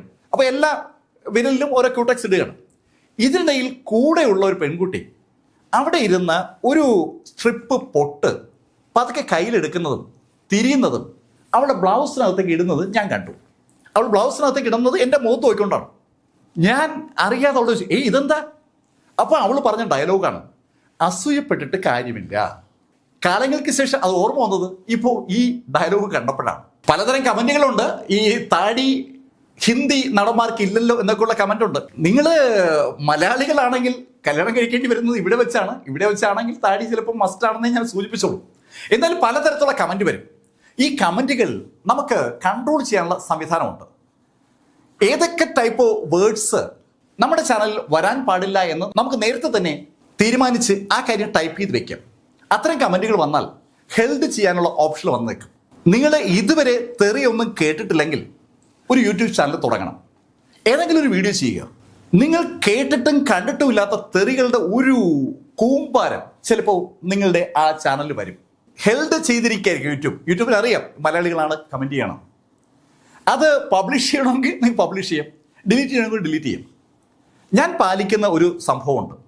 എന്നെക്കുറിച്ചോ എൻ്റെ ചാനലിൽ വന്ന് കമന്റ് ചെയ്യുന്ന ആളുകളെക്കുറിച്ചോ മോശം കമന്റ് നടത്തുന്ന ആളെ ഞാൻ ചാനലിൽ നിന്ന് ബ്ലോക്ക് ചെയ്യും. പിന്നീട് അവർക്ക് ഒരിക്കലും എൻ്റെ ചാനൽ കാണാനേ പറ്റത്തില്ല. അങ്ങനെ ഇഷ്ടംപോലെ ആളുകളെ ഞാൻ ബ്ലോക്ക് ചെയ്തിട്ടുണ്ട്. അവരെ കണ്ടിട്ട് എനിക്ക് ഒരു രൂപയും വേണ്ട എന്ന് ഞാൻ തുടക്കത്തിലെ തീരുമാനിച്ചതാണ്. മാന്യമായ ഭാഷ അത് എൻ്റെ ചാനലിനകത്ത് നിർബന്ധമാണ്. ഞാൻ നിങ്ങളോടും പറയുന്ന അതാണ്. നമ്മൾ അത്തരം ആളുകളെ പ്രൊമോട്ട് ചെയ്യരുത്. നമ്മളൊരു സമൂഹത്തിൻ്റെ പാർട്ടാണ്. ആ സമൂഹത്തിൽ ഉപയോഗിക്കേണ്ട ഭാഷയെക്കുറിച്ച് നമുക്കൊരു കൺസെപ്റ്റ് ഉണ്ട്. ആ കൺസെപ്റ്റിനകത്ത് നിൽക്കുന്ന ആളുകളെ മാത്രം നിങ്ങൾ ഉൾക്കൊണ്ടാൽ മതി. ബാക്കി ആളുകളെ ബ്ലോക്ക് ചെയ്തോ. അവരാരും ഈ സോഷ്യൽ മീഡിയയ്ക്ക് അനുയോജ്യരല്ല എന്ന് തീരുമാനിച്ചാൽ മതി. ഇഷ്ടംപോലെ ആളുകളെ ഞാൻ ബ്ലോക്ക് ചെയ്തിട്ടുണ്ട്. ഞാനിത് പറഞ്ഞുകൊണ്ടിരുന്നപ്പോൾ എൻ്റെ സ്ക്രിപ്റ്റ് റൈറ്റർ അഭിരാമി പറയുകയാണ്, സർ കോൺഫിഡൻസിനെ കുറിച്ച് സൂചിപ്പിക്കാൻ പറ്റിയ സമയമാണെന്ന്. ഇത്തരം കമന്റുകൾ വരുമ്പോൾ സ്വാഭാവികമായിട്ടും നമ്മുടെ ആത്മവിശ്വാസത്തെ അതൊന്ന് ഉലയ്ക്കും. അങ്ങനെ ഉലയരുത്. നമ്മൾ നല്ല ആത്മവിശ്വാസത്തോട് തന്നെ നമ്മൾ വീഡിയോ ചെയ്യണം. കമന്റുകൾ ഇട്ട ആളിനെ നമുക്കങ്ങ് ബ്ലോക്ക് ചെയ്യാം, അല്ലെങ്കിൽ ആ കമന്റിന് ചുട്ട മറുപടി കൊടുക്കാം. ഞാൻ പറയുന്നത് അങ്ങനെ മറുപടി കൊടുക്കാനൊന്നും നിൽക്കേണ്ട കാര്യമില്ല. മറുപടി കൊടുക്കാം എപ്പോൾ? ഭാഷ സുന്ദരമാണെങ്കിൽ. നമ്മളെ ഏത് ശൈലിയിലും വിമർശിക്കാം. നമ്മുടെ വീഡിയോയുടെ സബ്ജക്റ്റിനെ കുറിച്ച് വിമർശിക്കാം, നമ്മുടെ വീഡിയോ എടുത്തിരിക്കുന്ന രീതിയെക്കുറിച്ച് വിമർശിക്കാം, നമ്മുടെ വേഷത്തെക്കുറിച്ച് വിമർശിക്കാം, എന്തോ ആവാം. പക്ഷെ അതൊക്കെ നല്ല ഭാഷയിലാകണം. ഭാഷ മോശമാണെങ്കിൽ ആ ആളുമായി നമ്മൾ തർക്കിക്കാൻ നിൽക്കരുത്. അയാളങ്ങ് ഒഴിവാക്കുക. അയാൾക്ക് പറ്റിയത് നമ്മളല്ല. ആത്മവിശ്വാസം നിങ്ങൾക്ക് ഉണ്ടാകേണ്ടത് കമൻറ്റിൽ മാത്രമല്ല. നിങ്ങൾ വിചാരിക്കും പോലെ ആദ്യം വ്യൂസ് കിട്ടാതിരിക്കുമ്പോൾ ആത്മവിശ്വാസം പോവും. നിങ്ങൾ വ്യൂസിനെ കുറിച്ച് ആലോചിച്ച് ടെൻഷൻ അടിക്കുകയും വേണ്ട. വ്യൂസൊക്കെ വരും. നിങ്ങൾ ആ ദൈനംദിന ആക്ടിവിറ്റീസ് ചെയ്തുകൊണ്ടേയിരിക്കുക. നിങ്ങൾക്ക് ഇഷ്ടമുള്ള വിഷയം എടുക്കാം, ഇഷ്ടമുള്ള കാര്യങ്ങൾ ചെയ്യാം. എന്ത് ചെയ്യുമ്പോഴും ആദ്യത്തെ വീഡിയോ അപ്പ് ചെയ്യുമ്പോൾ യൂട്യൂബ് നിങ്ങളോട് ഒരു ഡയലോഗ് പറയും. ഈ വിഷയം ഇതിനു മുമ്പ് ലക്ഷക്കണക്കിന് ആളുകൾ ചെയ്തിട്ടുണ്ടാവും. നിങ്ങൾ അതിനെക്കുറിച്ച് ആലോചിച്ച് ടെൻഷൻ അടിക്കണ്ട. നിങ്ങൾ ചെയ്തിട്ടില്ലല്ലോ. നിങ്ങൾ ചെയ്യുന്ന കാണാനാണ് നിങ്ങളുടെ സുഹൃത്തുക്കൾ കാത്തിരിക്കുന്നത്. ആ ചിന്ത എപ്പോഴും നിങ്ങളുടെ മനസ്സിലുണ്ടാവണം. നിങ്ങൾ ഈ വീഡിയോ കണ്ടതിന് ശേഷം എൻ്റെ തന്നെ വീഡിയോ അടിച്ചു മാറ്റി നിങ്ങളുടേതായ ശൈലി ചിലപ്പോൾ ചെയ്തെന്നിരിക്കും. നിങ്ങൾ പറയുന്നത് നിങ്ങളുടെ ശൈലിയിലാണ്. അതൊരിക്കലും BS ചന്ദ്രമോഹൻ്റെ ശൈലിയല്ല. വേറെ വീഡിയോസ് കണ്ടിട്ട് വന്ന് കമൻറ്റ് ചെയ്യുന്ന ആളുകളുണ്ട്. അവിടെ കണ്ട കഥ ഇവിടെ കാണുന്നുണ്ടല്ലോ. പലപ്പോഴും ഞാൻ അതിനൊരു മറുപടി പറയണമെന്ന് ആഗ്രഹിച്ചിട്ടുണ്ട്. പറയാതെ പോയ കാര്യം ഇവിടെ പറയാം. നിങ്ങളൊരു ന്യൂസ് ചാനലിൽ ഒരു വാർത്ത കാണുന്നു. നിങ്ങൾ ആ കണ്ട ചാനൽ ചിലപ്പോൾ ഏഷ്യനെറ്റ് ആയിരിക്കും. ചാനൽ മാറ്റിയപ്പോൾ നിങ്ങൾ എത്തിയത് മനോരമയിലാണ്. ഏഷ്യനെറ്റിൽ കണ്ട അതേ വാർത്ത തന്നെ മനോരമയെ കാണിക്കുന്നു. യവന്മാരെന്തിനാ ഏഷ്യനെറ്റിൽ കാണിച്ച വാർത്ത മനോരമയെ കാണിക്കുന്നത്? ദേശീയം വന്ന് നിങ്ങൾ ചാനൽ മാറ്റിയപ്പോൾ മാതൃഭൂമി, അതിലും അതേ വാർത്ത.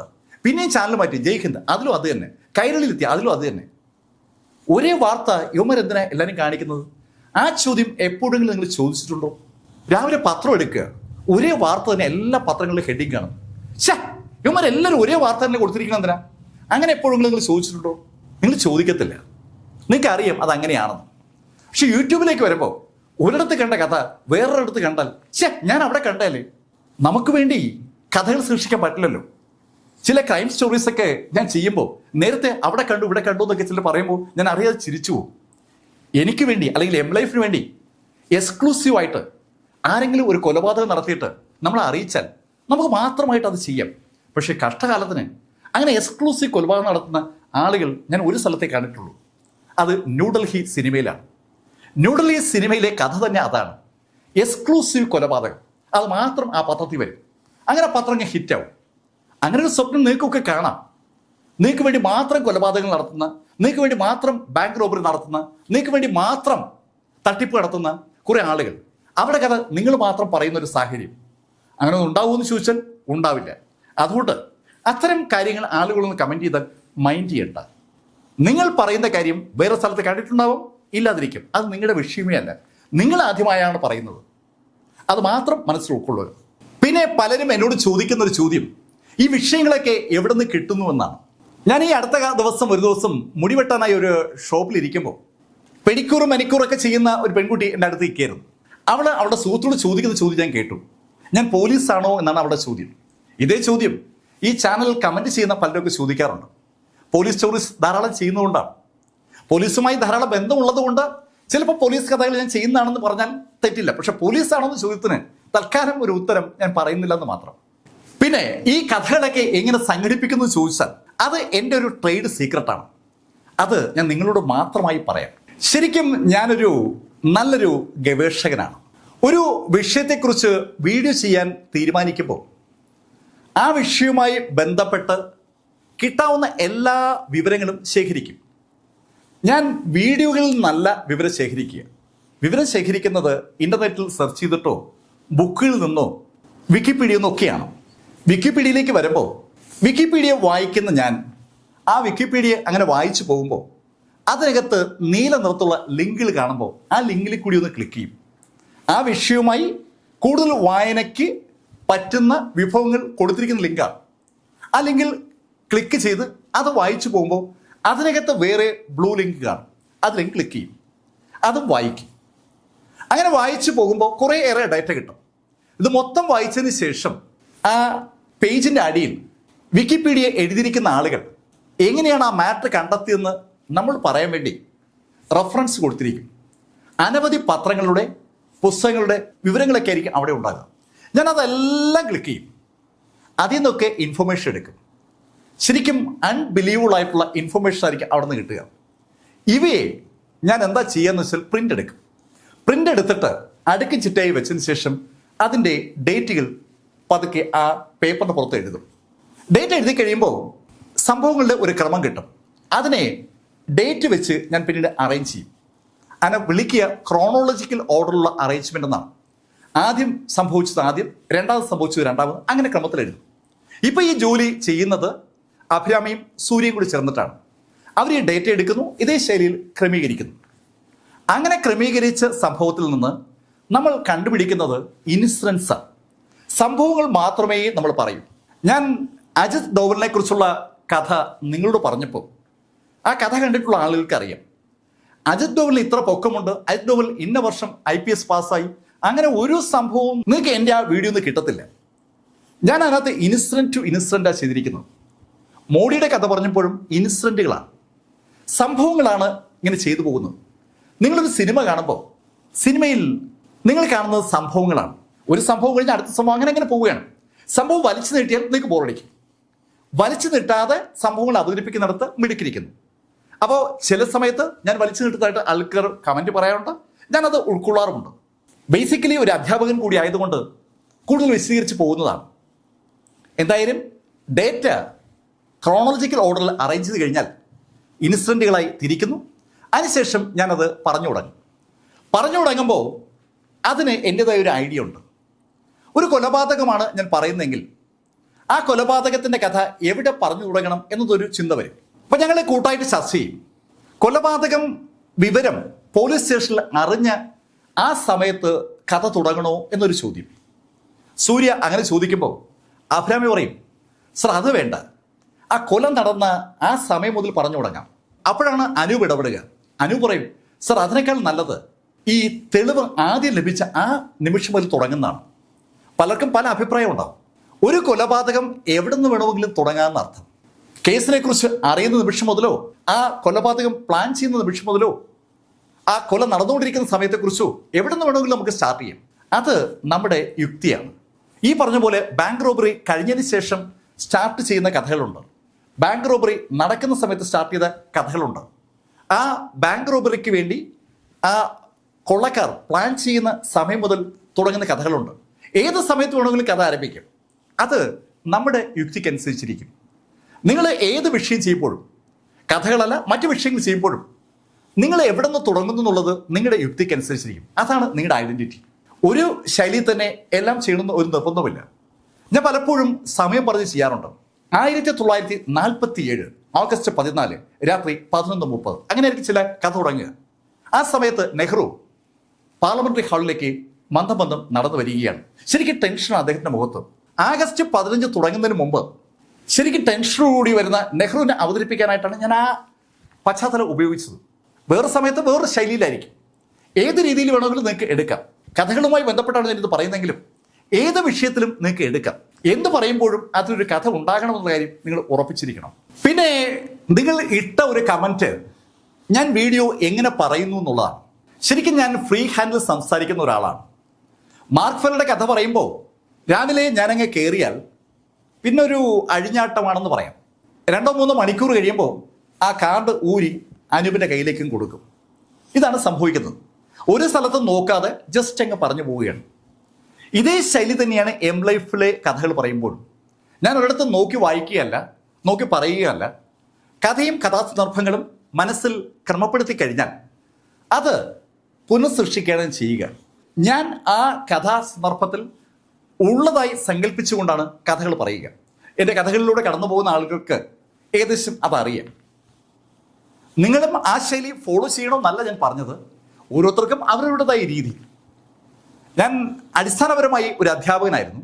കുറച്ച് നാളെ അധ്യാപകത്തിൽ ഉണ്ടായിരുന്നുള്ളൂ. പക്ഷെ ആ സമയത്ത് സ്റ്റാഫ് റൂമിൽ ഞാൻ ഇരിക്കുമ്പോൾ എന്നെ വന്ന് പിള്ളേർ വിളിച്ചുകൊണ്ട് പോകും. ഫ്രീ ആയിട്ട് എന്നെ ഇരിക്കാൻ സമ്മതിക്കത്തില്ല. എന്നെ കൊണ്ട് കഥ പറയിക്കുകയാണ് അവരുടെ ടാർഗറ്റ്. ഇഷ്ടംപോലെ കഥകൾ എനിക്ക് പറയാൻ പറ്റും. കാരണം കഥകൾ വായിക്കുക എന്നുള്ളത് എൻ്റെ ഒരു രീതി ആയിരുന്നതുകൊണ്ട് ഇഷ്ടംപോലെ കഥകൾ എൻ്റെ കയ്യിലുണ്ട്. കഥകൾ കേൾക്കാൻ ഇഷ്ടമുള്ള ആളുകളോട് കഥ പറഞ്ഞുകൊണ്ടിരിക്കുക എന്നുള്ളത് എൻ്റെ ഒരു ഇഷ്ടവുമാണ്. ആ ഒരു ശൈലി ഞാൻ യൂട്യൂബിലും തുടരുന്നേ ഉള്ളൂ. ഞാൻ ഇതിനു മുമ്പ് ഒരു Q&A ചെയ്തിട്ടുണ്ട്. അതുപോലെ 1000 വ്യൂസിന് എത്ര പണം കിട്ടുമെന്നുള്ള കാര്യവും ചെയ്തിട്ടുണ്ട്. അപ്പോൾ ഇവിടെ ഞാൻ നിങ്ങളോട് പറയുന്നത് ഇത്രയേ ഉള്ളൂ.